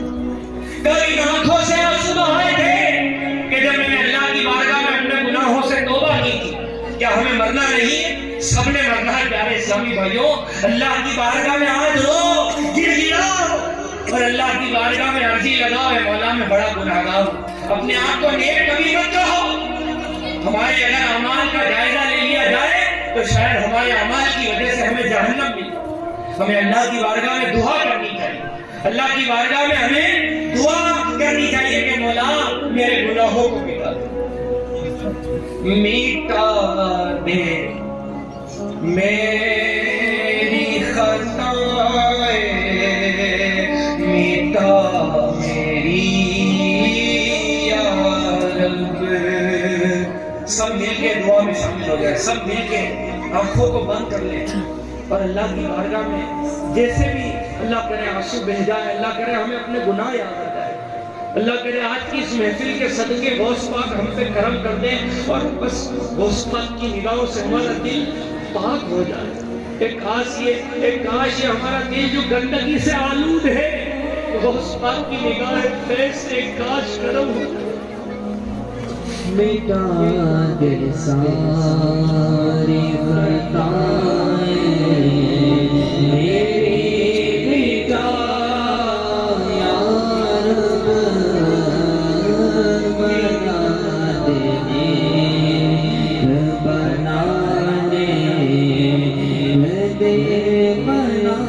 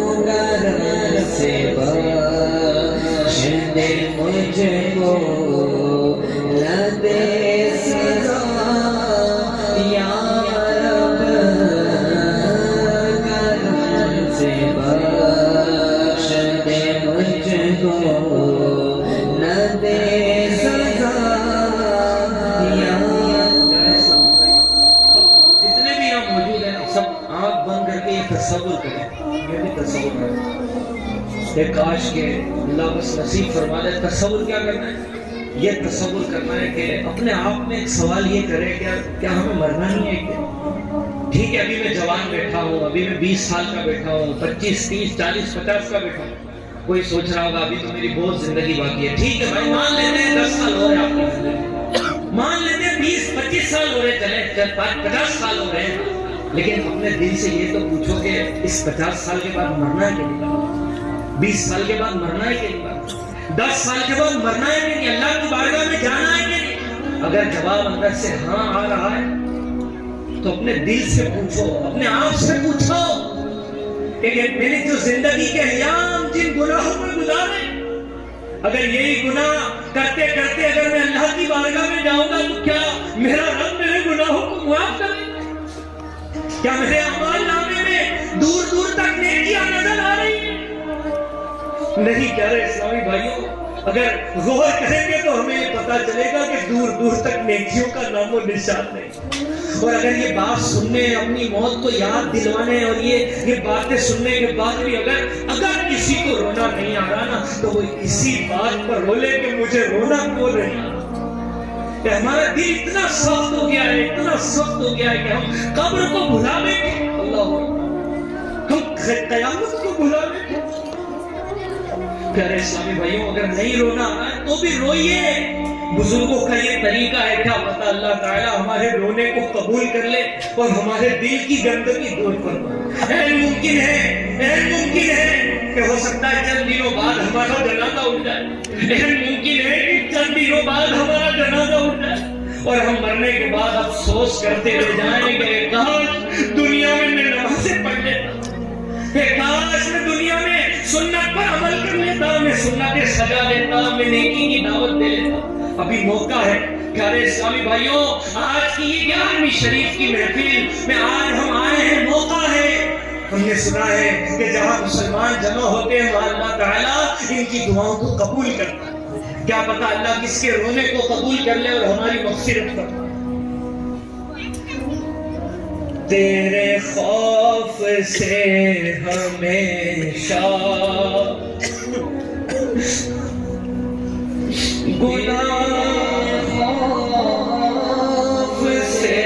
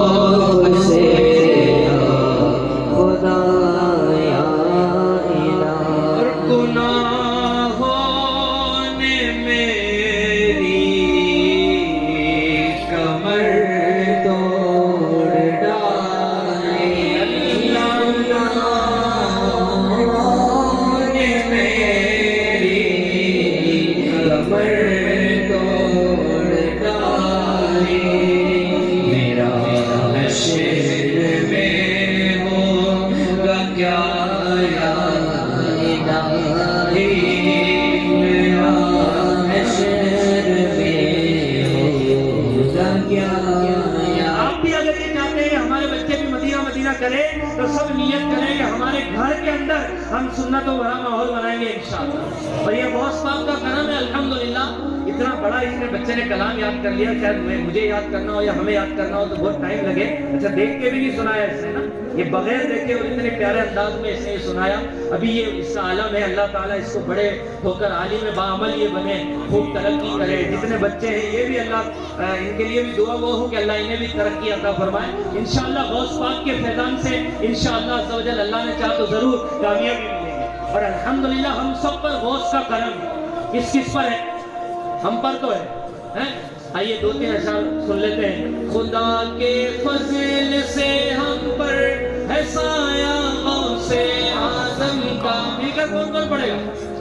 سب پڑھیں گے، پڑھیں مل کر پڑھیں. خدا کے فضل سے ہم پر ہے سایہ غوث اعظم کا.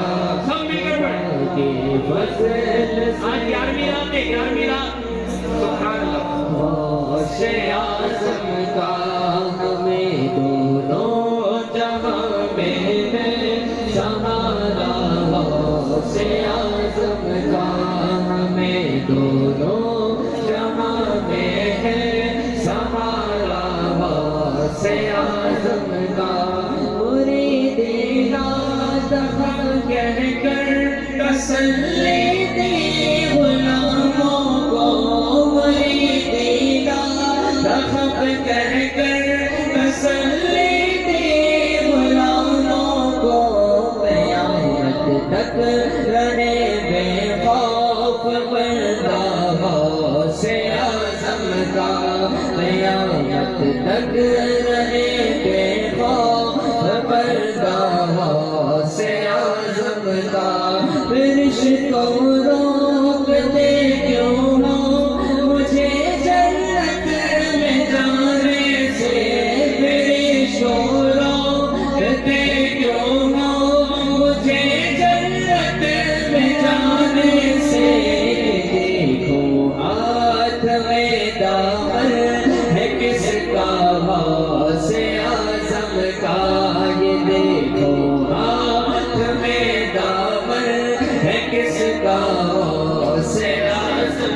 ہماری لاج کس کے ہاتھ ہے بغداد والے کے. ہماری لاج کس کے ہاتھ ہے بغداد والے کے. مصیبت ڈال دینا کام کس کا غوث اعظم کا. مصیبت ڈال دینا کام کس کا غوث اعظم کا. جمیل قادری سو جان سے قربان مرشد پر. جمیل قادری سو جان سے قربان مرشد پر. بنایا جس نے مجھ جیسے کو بندہ غوث اعظم کا. بنایا جس نے مجھ جیسے کو بندہ غوث اعظم کا. خدا کے فضل سے ہم پر ہے سایہ غوث اعظم کا. ہمیں دونوں جہاں میں ہے سہارا غوث اعظم. فیضان غوث اعظم جاری رہے گا. فیضان غوث اعظم فیضان غوث اعظم جاری رہے گا. اچھا ایک اور خوشی کی بات کہ ماشاءاللہ عز و جل پچھلے 2 سال پہلے دعوت اسلامی کا حفظ کا جو یہاں ناگدہ میں مدرسۃ المدینہ چلتا ہے جس میں باہر کے 50 بچے حافظ قرآن بنتے ہیں، اس کا آج 2 سال مکمل بھی ہو چکے ہیں الحمدللہ عز و جل. 11ویں شریف کے اجتماع میں یہ مدرسے کا آغاز ہوا تھا.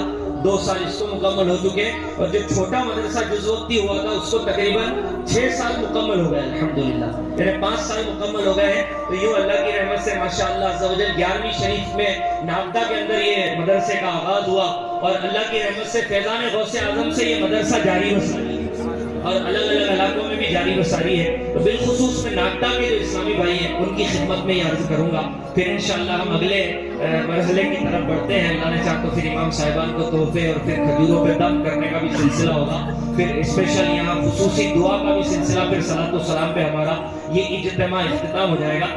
تو ماشاءاللہ مدرسۃ المدینہ میں 50 بچے پڑھ رہے ہیں, اور آنے والے شعبان کو انشاءاللہ رمضان سے قبل اللہ پاک نے چاہا تو 4 سے 5 بچوں کی دستار بندی بھی ہونے والی ہے جو حافظ قرآن. اللہ نے چاہا تو زیادہ بھی ہو سکتے ہیں, لیکن 4 سے 5 بچوں کی شعبان مہینے کے اندر دستار بندی بھی ہوگی جو حافظ قرآن مکمل بن چکے ہیں. سب نیت کریں کہ وہ اجتماع جب دستار بندی کا رکھا جائے گا تو انشاءاللہ اس میں بھی آئیں گے انشاءاللہ. بچوں کی حوصلہ افزائی بڑھانے کے لیے تو حوصلہ بڑھانے کے لیے تو آنا پڑے گا.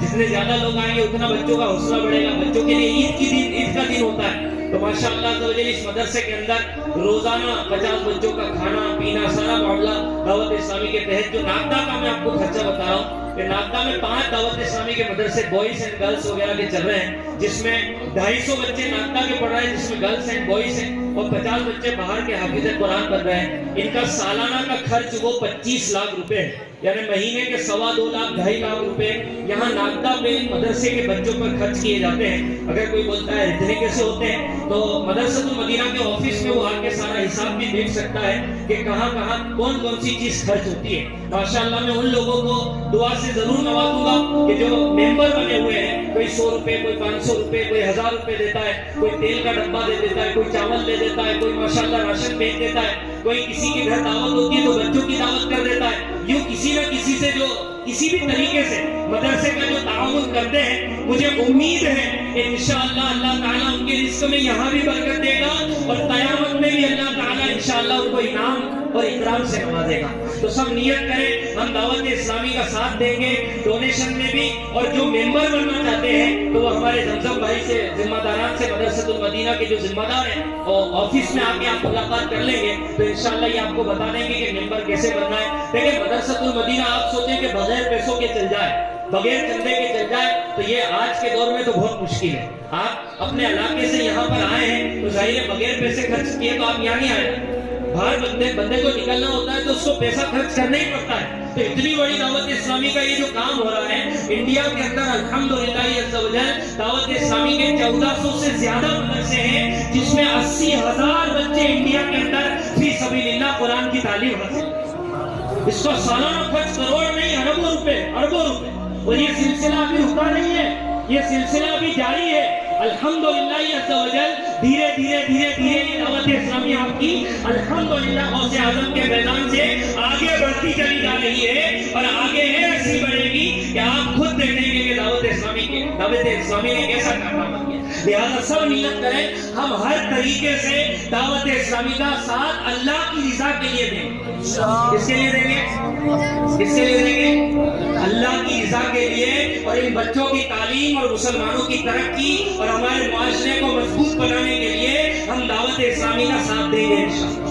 اور آپ بھی نیت کریں کہ ہم بھی دعوت اسلامی کے مدنی قافلوں میں خود بھی سفر کریں گے, اور اپنے گھروں کی اسلامی بہنوں کو جہاں جہاں سے آپ آئے ہیں, اگر آپ کے علاقے میں جہاں بھی دعوت اسلامی کا اجتماع پاک ہوتا ہے, آپ اپنے گھروں سے اسلامی بہنوں کو دعوت اسلامی کے اجتماع میں بھیجیں. اگر آپ کے محلے میں بچیوں کا مدرسہ لگتا ہے تو ان بچیوں کو مدرسے پابندی سے بھیجیں. اللہ پاک نے چاہا تو انشاءاللہ آپ کی بچی کنیز فاطمہ بھی بنے گی, اور آپ کا نام روشن کرنے والی بنے گی انشاءاللہ. تو سب نیت فرما لیجئے کہ ہم دعوت اسلامی کا ہر طریقے سے تعاون کریں گے. اور ماشاءاللہ عز و جل خوشی کی بات کہ ناگدا میں مدرسۃ المدینہ کو مزید بڑھانے کے لیے, فیضان مدینہ بنانے کے لیے, سنیت کو مزید آگے بڑھانے کے لیے, دین کو مزید آگے بڑھانے کے لیے اللہ پاک کی رحمت سے الحمدللہ ایک زمین کا سودا بھی کر لیا گیا. اللہ نے چاہا تو انشاءاللہ وہاں پر ایک عالیشان فیضان مدینہ تعمیر کیا جائے گا, اور وہاں سے بھی انشاءاللہ دین کی تعلیم کو عام کیا جائے گا.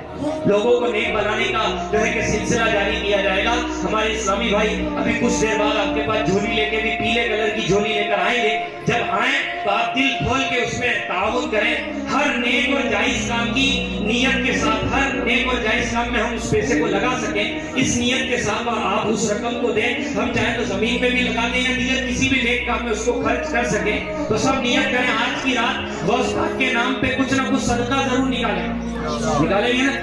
دیکھیں غوث پاک کے نام پہ صدقہ نکالیں گے تو انشاءاللہ ضرور اللہ پاک نے چاہا تو اللہ تعالیٰ ہمیں اور برکت عطا فرمائے گا. تو سب نیت بھی فرما لیں. اور جہاں جہاں سے کوئی اسلامی بھائی آئے ہیں ماشاءاللہ حوصلہ افزائی کے لیے میں بتا دیتا ہوں. مہید پور سے تقریباً 40 اسلامی بھائی، مہید پور سٹی سے 50 کے قریب، کھاچروز سے تقریباً 100 اسلامی بھائی آئے، جاولا سے 15، بڑوز سے 25، ڈل سے بھی 6 اسلامی بھائی، شامگڑھ سے 3، مڑاوی سے 7 اور بھی دیگر علاقوں سے اسلامی بھائی آئے ہوں گے. یہاں معلومات نہیں لکھی ہے. جہاں جہاں سے بھی جو آئے ہیں سب کو خوش آمدید کہتا ہوں، مرحبا کہتا ہوں. جو ناگدہ کے بھی الگ الگ محلوں سے آئے اللہ تعالیٰ عز و جل سب کو ایک 11ویں بغداد میں کرنے کی سعادت عطا فرمائے. بغداد بھی جائیں گے انشاءاللہ. نیت کرو انشاءاللہ اللہ اسباب بنائے گا. اور انشاءاللہ غوث پاک نے کرم کیا تو بغداد بھی جائیں گے اور کربلا بھی جائیں گے انشاءاللہ. جائیں گے نا انشاءاللہ. بھائی ہمارا تو سب کچھ بغداد، کربلا اور مدینے میں ہے. ہماری تو پہچان مدینے والے سے، تو مدینے بھی جائیں گے، بغداد بھی جائیں گے. ادھر ادھر پیسے خرچ نہیں کریں گے، اپنے دل میں انشاءاللہ اولیاء کرام کی محبت کو پیدا کریں گے. اللہ تبارک و تعالیٰ ہم سب کو کہنے سننے سے زیادہ عمل کرنے کی توفیق عطا فرمائے. اور میں ان اسلامی بھائیوں کا دل سے شکر گزار ہوں کہ جنہوں نے 11ویں اجتماع کو سجانے کے لیے دن رات محنت کی، تعاون کیا، رقم دی. ماشاءاللہ ایک اسلامی بھائی نے پورے کھجور کے پیسے دیے، ایک اسلامی بھائی نے پورے چاول کے پیسے دیے. ماشاءاللہ یوں اللہ کی رحمت سے الگ الگ اسلامی بھائیوں نے اس اجتماع پاک میں حصہ لیا. اللہ تعالیٰ عز و جل ان کو دونوں جہان کی بھلائیاں عطا فرمائے، ان کو برکتیں عطا فرمائے. اور جو مجلس ہمارے 11ویں اجتماع کی جو دعوت اسلامی کی مجلس ہے اللہ تعالیٰ ان کو بھی خصوصی کرم ان پر عطا فرمائے اور ان کو دونوں جہان کی بھلائیاں عطا فرمائے. ایک بار درود پاک پڑھ لیتے ہیں. اللہم صلی علی سیدنا و مولانا محمد صلی اللہ علیہ وسلم. صلاۃ و سلام علیک یا رسول اللہ صلی اللہ تعالی علیہ وسلم. کتابیں سب نیت کر لیں کہ یہ علماء ہمارے سروں کے تاج ہیں، ہمارے رہنما ہیں.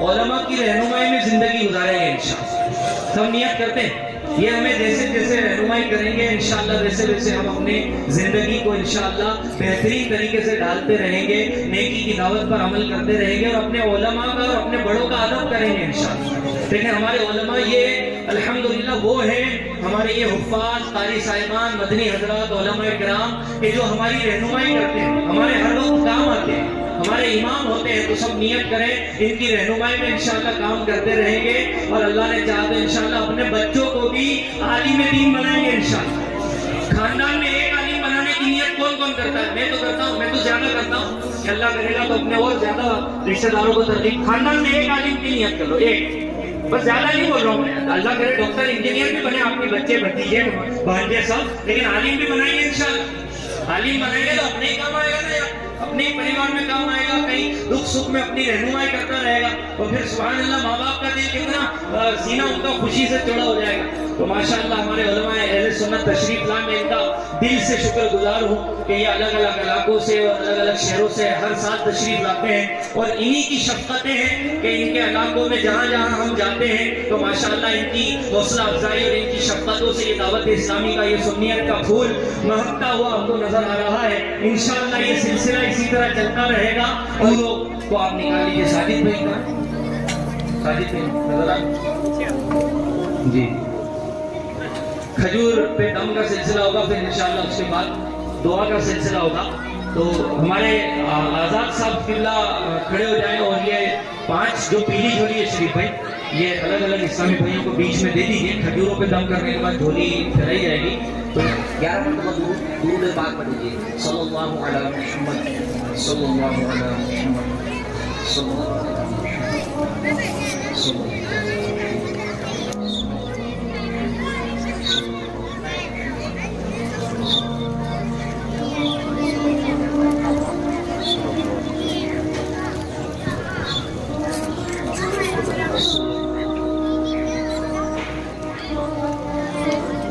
سید محی الدین سلطان،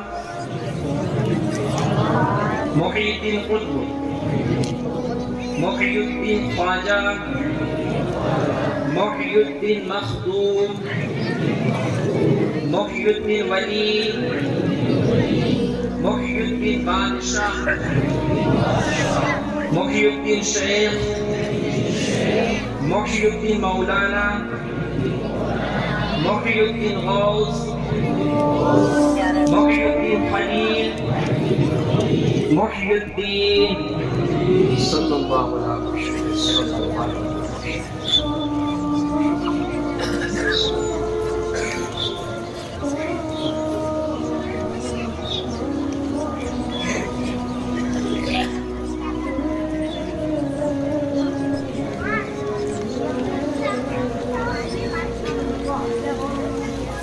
دم کر دیجیے.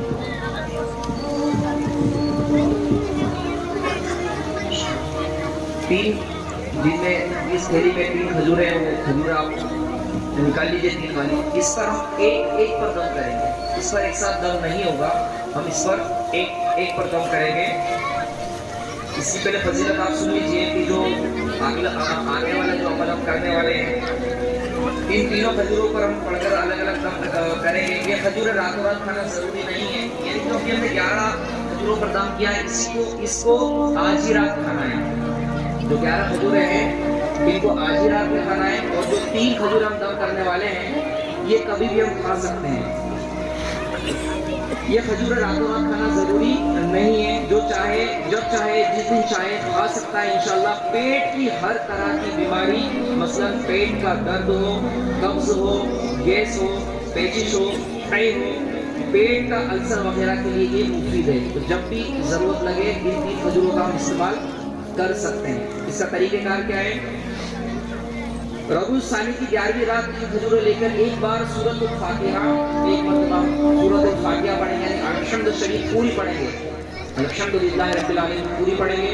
اس کے بعد ایک مرتبہ سورۃ الاخلاص، ایک مرتبہ قل هو اللہ احد، ایک مرتبہ الحمد شریف، ایک مرتبہ قل هو اللہ احد، پوری مکمل سورت پڑھیں گے. اس کے بعد 11 بار کیا پڑھنا ہے آپ کو؟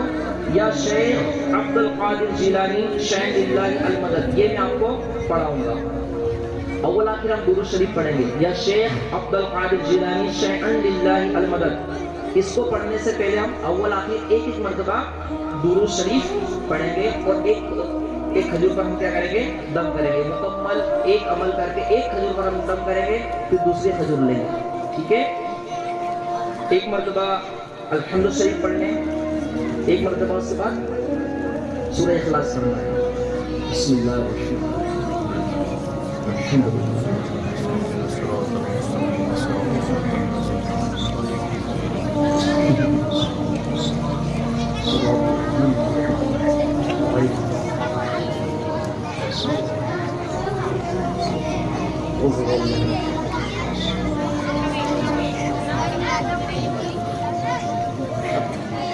صلی اللہ علی محمد. یا شیخ عبد القادر جیلانی شیئا للہ المدد.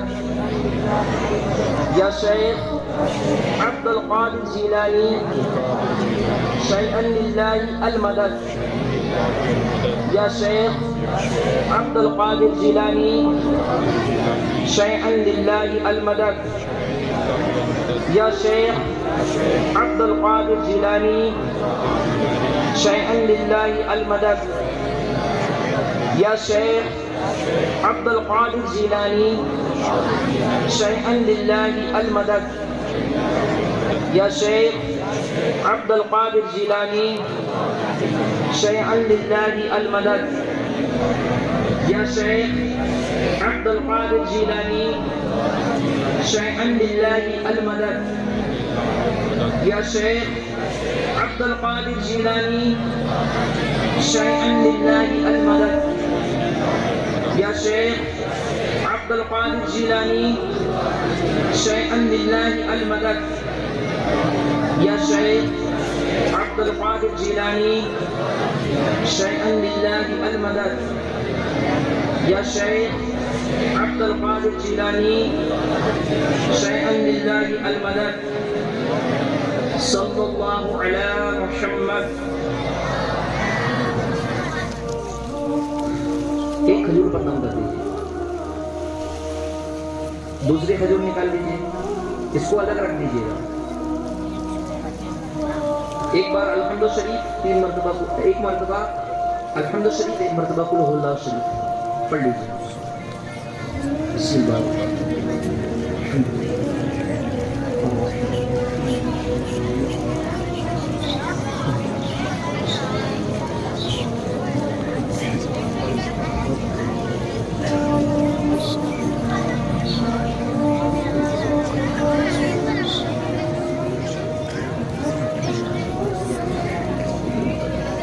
صلی اللہ علی محمد.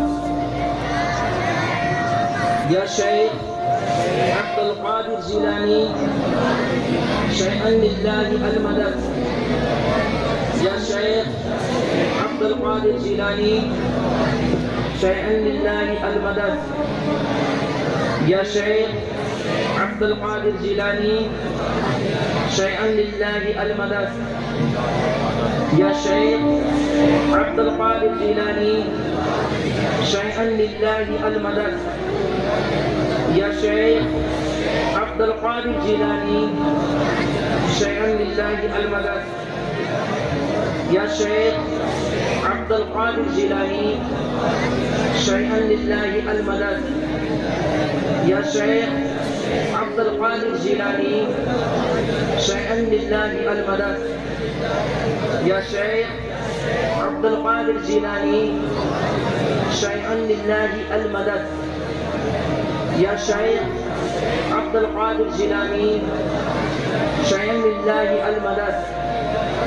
یا شیخ عبد القادر جیلانی شیئا للہ المدد.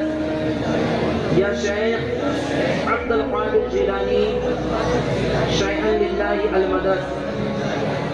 صلی اللہ علی محمد. دم کر دیجیے. تیسری کھجور نکال لیجیے. ایک مرتبہ الحمد شریف، ایک مرتبہ قل هو اللہ شریف پڑھ لیجیے.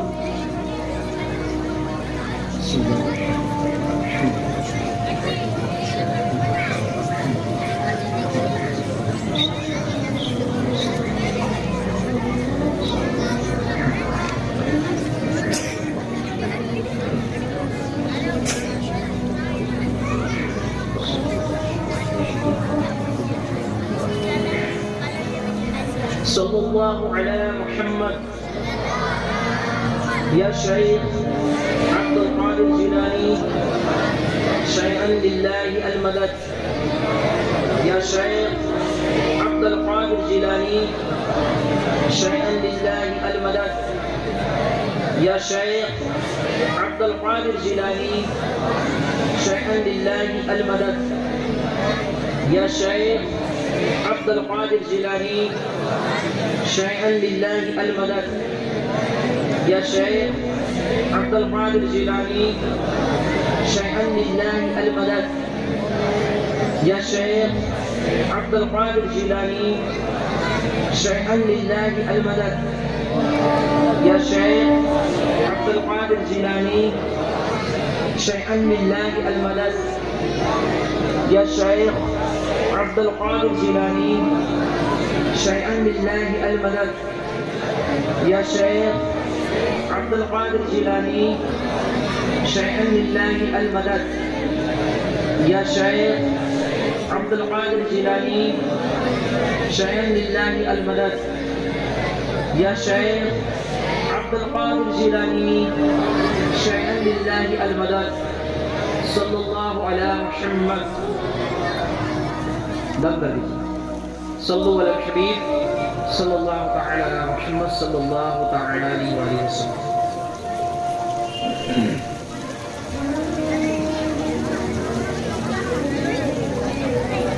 گیارہ کھجوریں آج ہی کی رات کھانا ہے، اور جو 3 کھجوریں ہیں جب بھی کچھ پرابلمس ہو پیٹ وغیرہ کی تو اس وقت ان کھجوروں کا ہم استعمال کر سکتے ہیں. یہ کھجور اپنوں کو ہی کھانا ہے، اور جو 3 کھجوریں ہیں پیٹ درد وغیرہ کی وہ دوسرے کے لیے ہم استعمال کر سکتے ہیں، لیکن وہ کبھی بھی استعمال کر سکتے ہیں. مجلس خیرخواہ سے کہوں گا کہ جو باہر بیٹھے وہ بھی قریب آ جائیں. اب دعا کا وقت ہو رہا ہے. اس محفل کی سب سے اہم کڑی آ رہی ہے، وہ ہے دعا. دعا مومن کا ہتھیار ہے. تو باہر بھی ہیں، جو پیچھے بھی ہیں اسلامی بھائی جو والنٹیئر حضرات ہیں ماشاءاللہ خدمت کرنے والے، وہ بھی دعا میں شامل ہو. جزا اللہ عنا سیدنا مولانا محمد صلی اللہ علیہ وسلم. صلاۃ و السلام علیک یا رسول اللہ صلی اللہ علیہ وسلم. یا الہ العالمین یا رب شب بعد سے تلاوت کلام پاک نعت و منقبت کا سلسلہ، سنت بھرے بیانات کا سلسلہ، مولا یہ سب تیری رضا کے لیے مولا اپنی پاک بارگاہ میں قبول فرما. مولا اس کا ثواب ہمارے پڑھنے پڑھانے کے لائق نہیں، ہمارے سننے سنانے کے لائق نہیں، بلکہ اپنے شان رحیمی و کریمی کی شان نشان اس کا ثواب عطا فرما۔ یا الہ العالمین، اس کا ثواب ہم کو سب سے پہلے آقا نامدار مدینے کے تاجدار ہم غریبوں کے غم و سار جناب احمد المجتبی محمد مصطفیٰ صلی اللہ علیہ وسلم کی بارگاہ میں نذر کرتے سے قبول فرمائے۔ کریم آقا صلی اللہ علیہ وسلم کے صدقے اور وسیلے سے مولا اس کا ثواب تمام انبیاء کرام، تمام صحابہ کرام، تمام تابعین اولیاء اعظام رضوان اللہ تعالی علیہم اجمعین، خلفائے راشدین، ائمہ مجتہدین، تیرے اولیاء کاملین جو ہو چکے ہیں، جو ہونے والے ہیں، ان سب کی روحوں کو اس کا ثواب نظر کرتے ہیں مولا کریم، انہیں بھی ثواب میں شامل کرو۔ اے رب کریم، آدم علیہ السلام سے لے کر آج تک جتنے بھی انسان اور جنات مسلمان ہوئے اور جو قیامت تک کے ہوں گے مولا کریم، ان لوگوں کو بھی، ان حضرات کو بھی ثواب میں شامل فرما۔ اے رب کریم، بالخصوص اس کا ثواب سرکار بغداد حضور غوث پاک رضی اللہ تعالیٰ عنہ کی بارگاہ میں نذر کرتے ہیں مولا کریم، اس کے ثواب حضور غوث پاک رحمۃ اللہ تعالیٰ علیہ کی بارگاہ میں نذر کرتے ہیں مولا آقا غوث پاک کو بھی ثواب میں شامل فرما۔ اے رب سرکار غوث پاک رحمۃ اللہ تعالیٰ علیہ کے صدقے اور وسیلے سے مولا اس کی اجتماع پاک کو اپنی پاک بارگاہ میں قبول فرما، اور مولا کریم حضور غوث پاک رحمۃ اللہ تعالیٰ علیہ کے فیضان سے ہم سب کو مالا۔ اے مولا، آج اس اجتماع پاک میں ہم حاضر ہیں، نصیحت کی بات بارہا ہم سنتے ہیں مولا، مگر افسوس نصیحت کی بات سن سن کر بھی مولا دل نصیحت کو قبول نہیں کرتا۔ تھوڑی دیر کے لیے تو ذہن بنتا ہے کہ نیک بن جائے، پرہیزگار بن جائے، گناہوں سے توبہ کر لے، مگر مولا اگلے ہی لمحے شیطان ہمیں واپس گناہوں میں مبتلا کر دیتا ہے۔ اے مولا، اگر اسی طرح چلتا رہا مولا تو ہمارا کیا بنے گا؟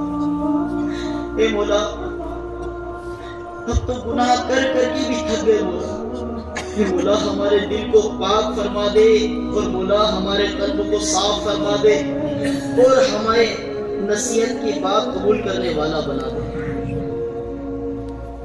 یہ مولا قریب وہ وقت آنے والا ہے کہ ہماری آنکھیں چھت سے لگی ہوئی ہو، ماں میرا لال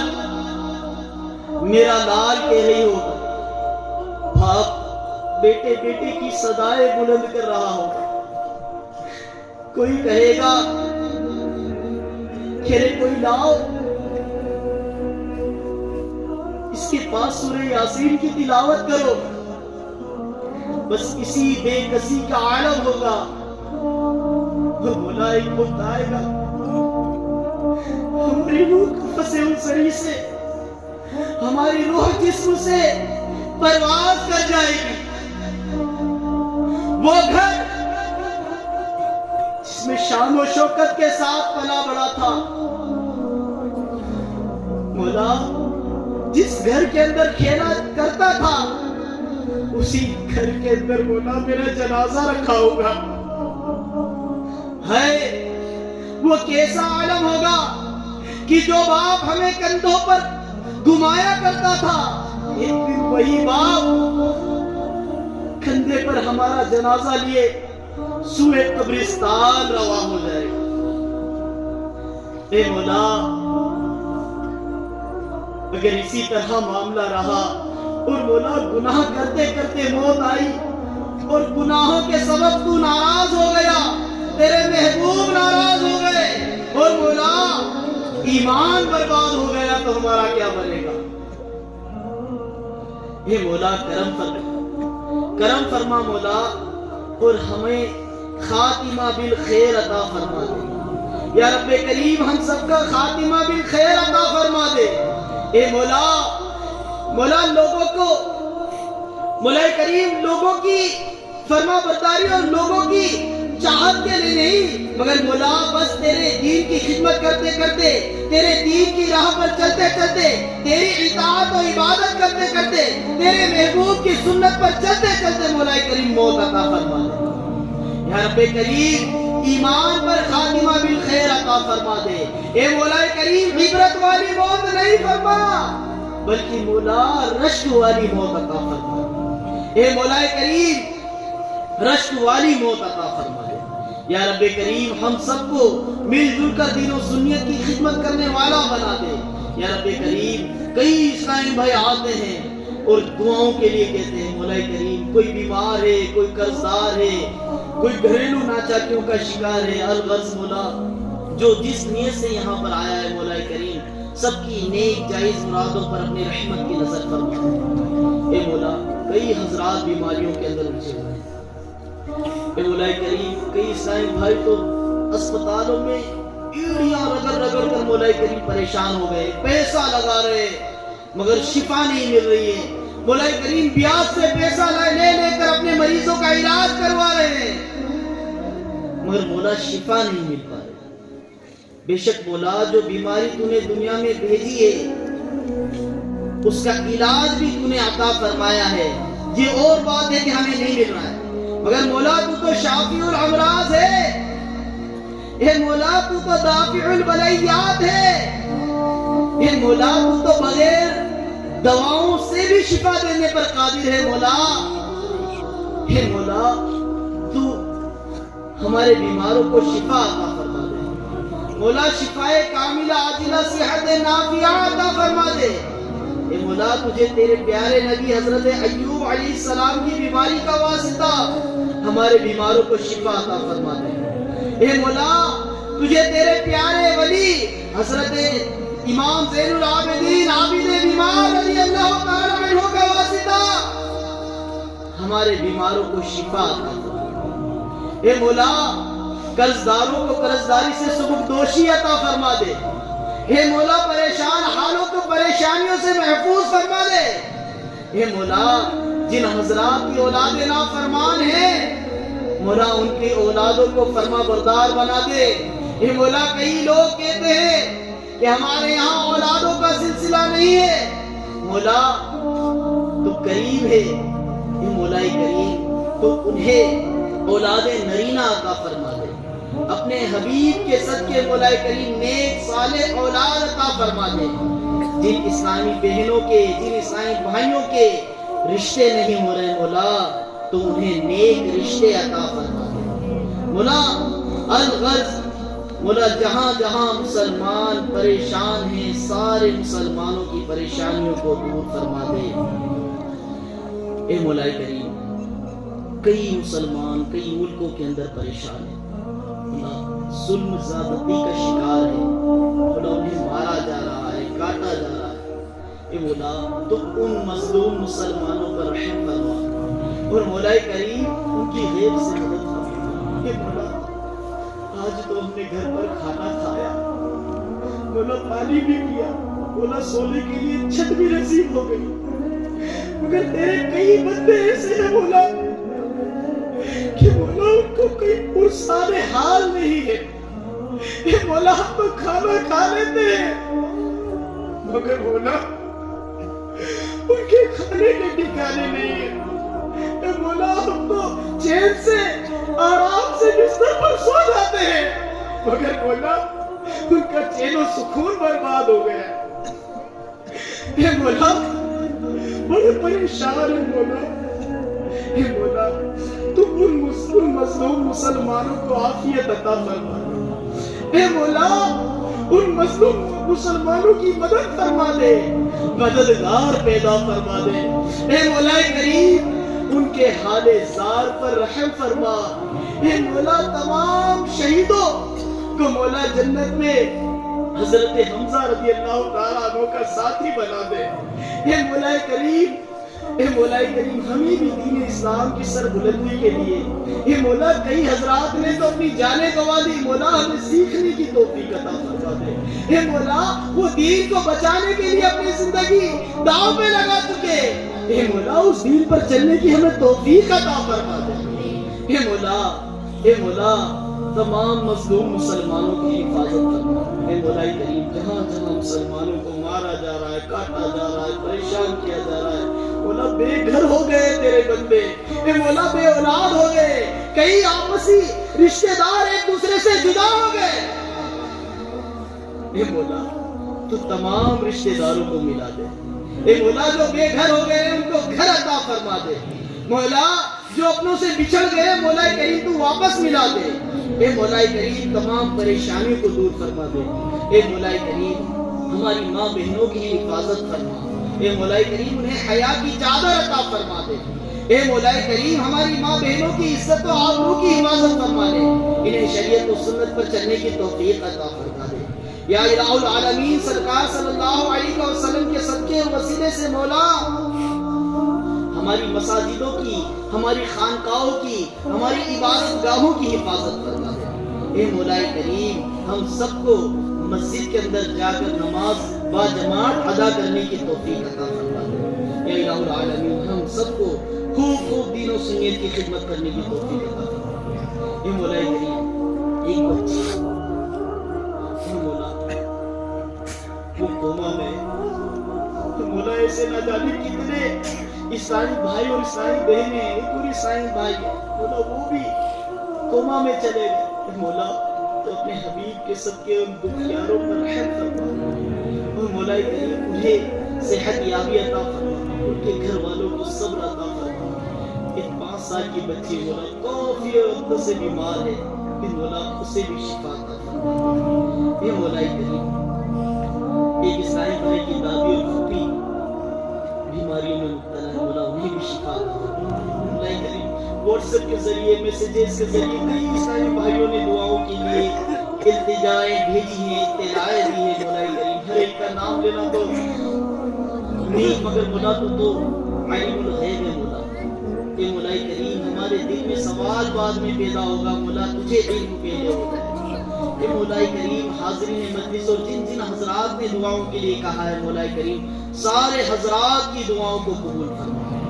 یا رب کریم تمام پریشان حالوں کی پریشانیوں کو دور فرما. یا رب کریم جو جس مقصد کو لیے تیرے اس پاک اجتماع کے اندر تیرے محبوب کے اس پاک اجتماع کے اندر آیا ہے مولا کریم ان کو اس اجتماع پاک سے خالی ہاتھ نہ لوٹنا. اے مولا کریم یہاں سے لوٹنے سے پہلے ان کے بیماروں کو شفا عطا فرما دینا. اے مولا کریم یہاں سے لوٹنے سے پہلے اے مولا کریم ان دکھیاروں کے دکھ درد کو دور فرما دے. اے مولا کریم یہاں سے لوٹنے سے پہلے مولا کریم یہ خالی جھولی لے کر آئے تھے مولا ان کی جھولیوں کو بھر دے. یا رب کریم جو اس اجتماع پاک کو سجانے کے مولا کریم مدد کرتا ہے دام میں درہم میں سخن میں بدن میں جس طرح بھی مولا کریم تو اپنے حبیب کے صدقے مولا کریم ان پر بھی رحم فرما. اور یا رب کریم موت نہ عطا فرمانا جب تک کہ تیرے محبوب کا در نہ دے. اے مولا کریم ہم سب کو اسی طرح ایک بار 11ویں شریف بغداد میں کرنے کی توفیق عطا فرما. میٹھے مدینے کی زیارت عطا فرما دے. پیارے کعبہ کا طواف کرنا نصیب فرما دے. اے مولا کریم کعبے کو دیکھ کر زمزم پینا نصیب فرما دے. یا رب کریم جو عیسائی بھائی نے جس طرح بھی اس اجتماع کو سجانے میں حصہ لیا ہے کئیوں نے پیسے دیا ہے کسی نے کرانہ دیا ہے الغرض مولا کو سب کی مولا کریم دینے کو قبول فرما. سب کی مدد کو قبول فرما اور سب کے گھر والوں کو مولا کریم حضور غوث پاک کے فیضان سے مالا مال فرما دے. حاضرین مجلس کو بھی مولا کریم حضور غوث پاک کے فیضان سے مالا مال فرما دے.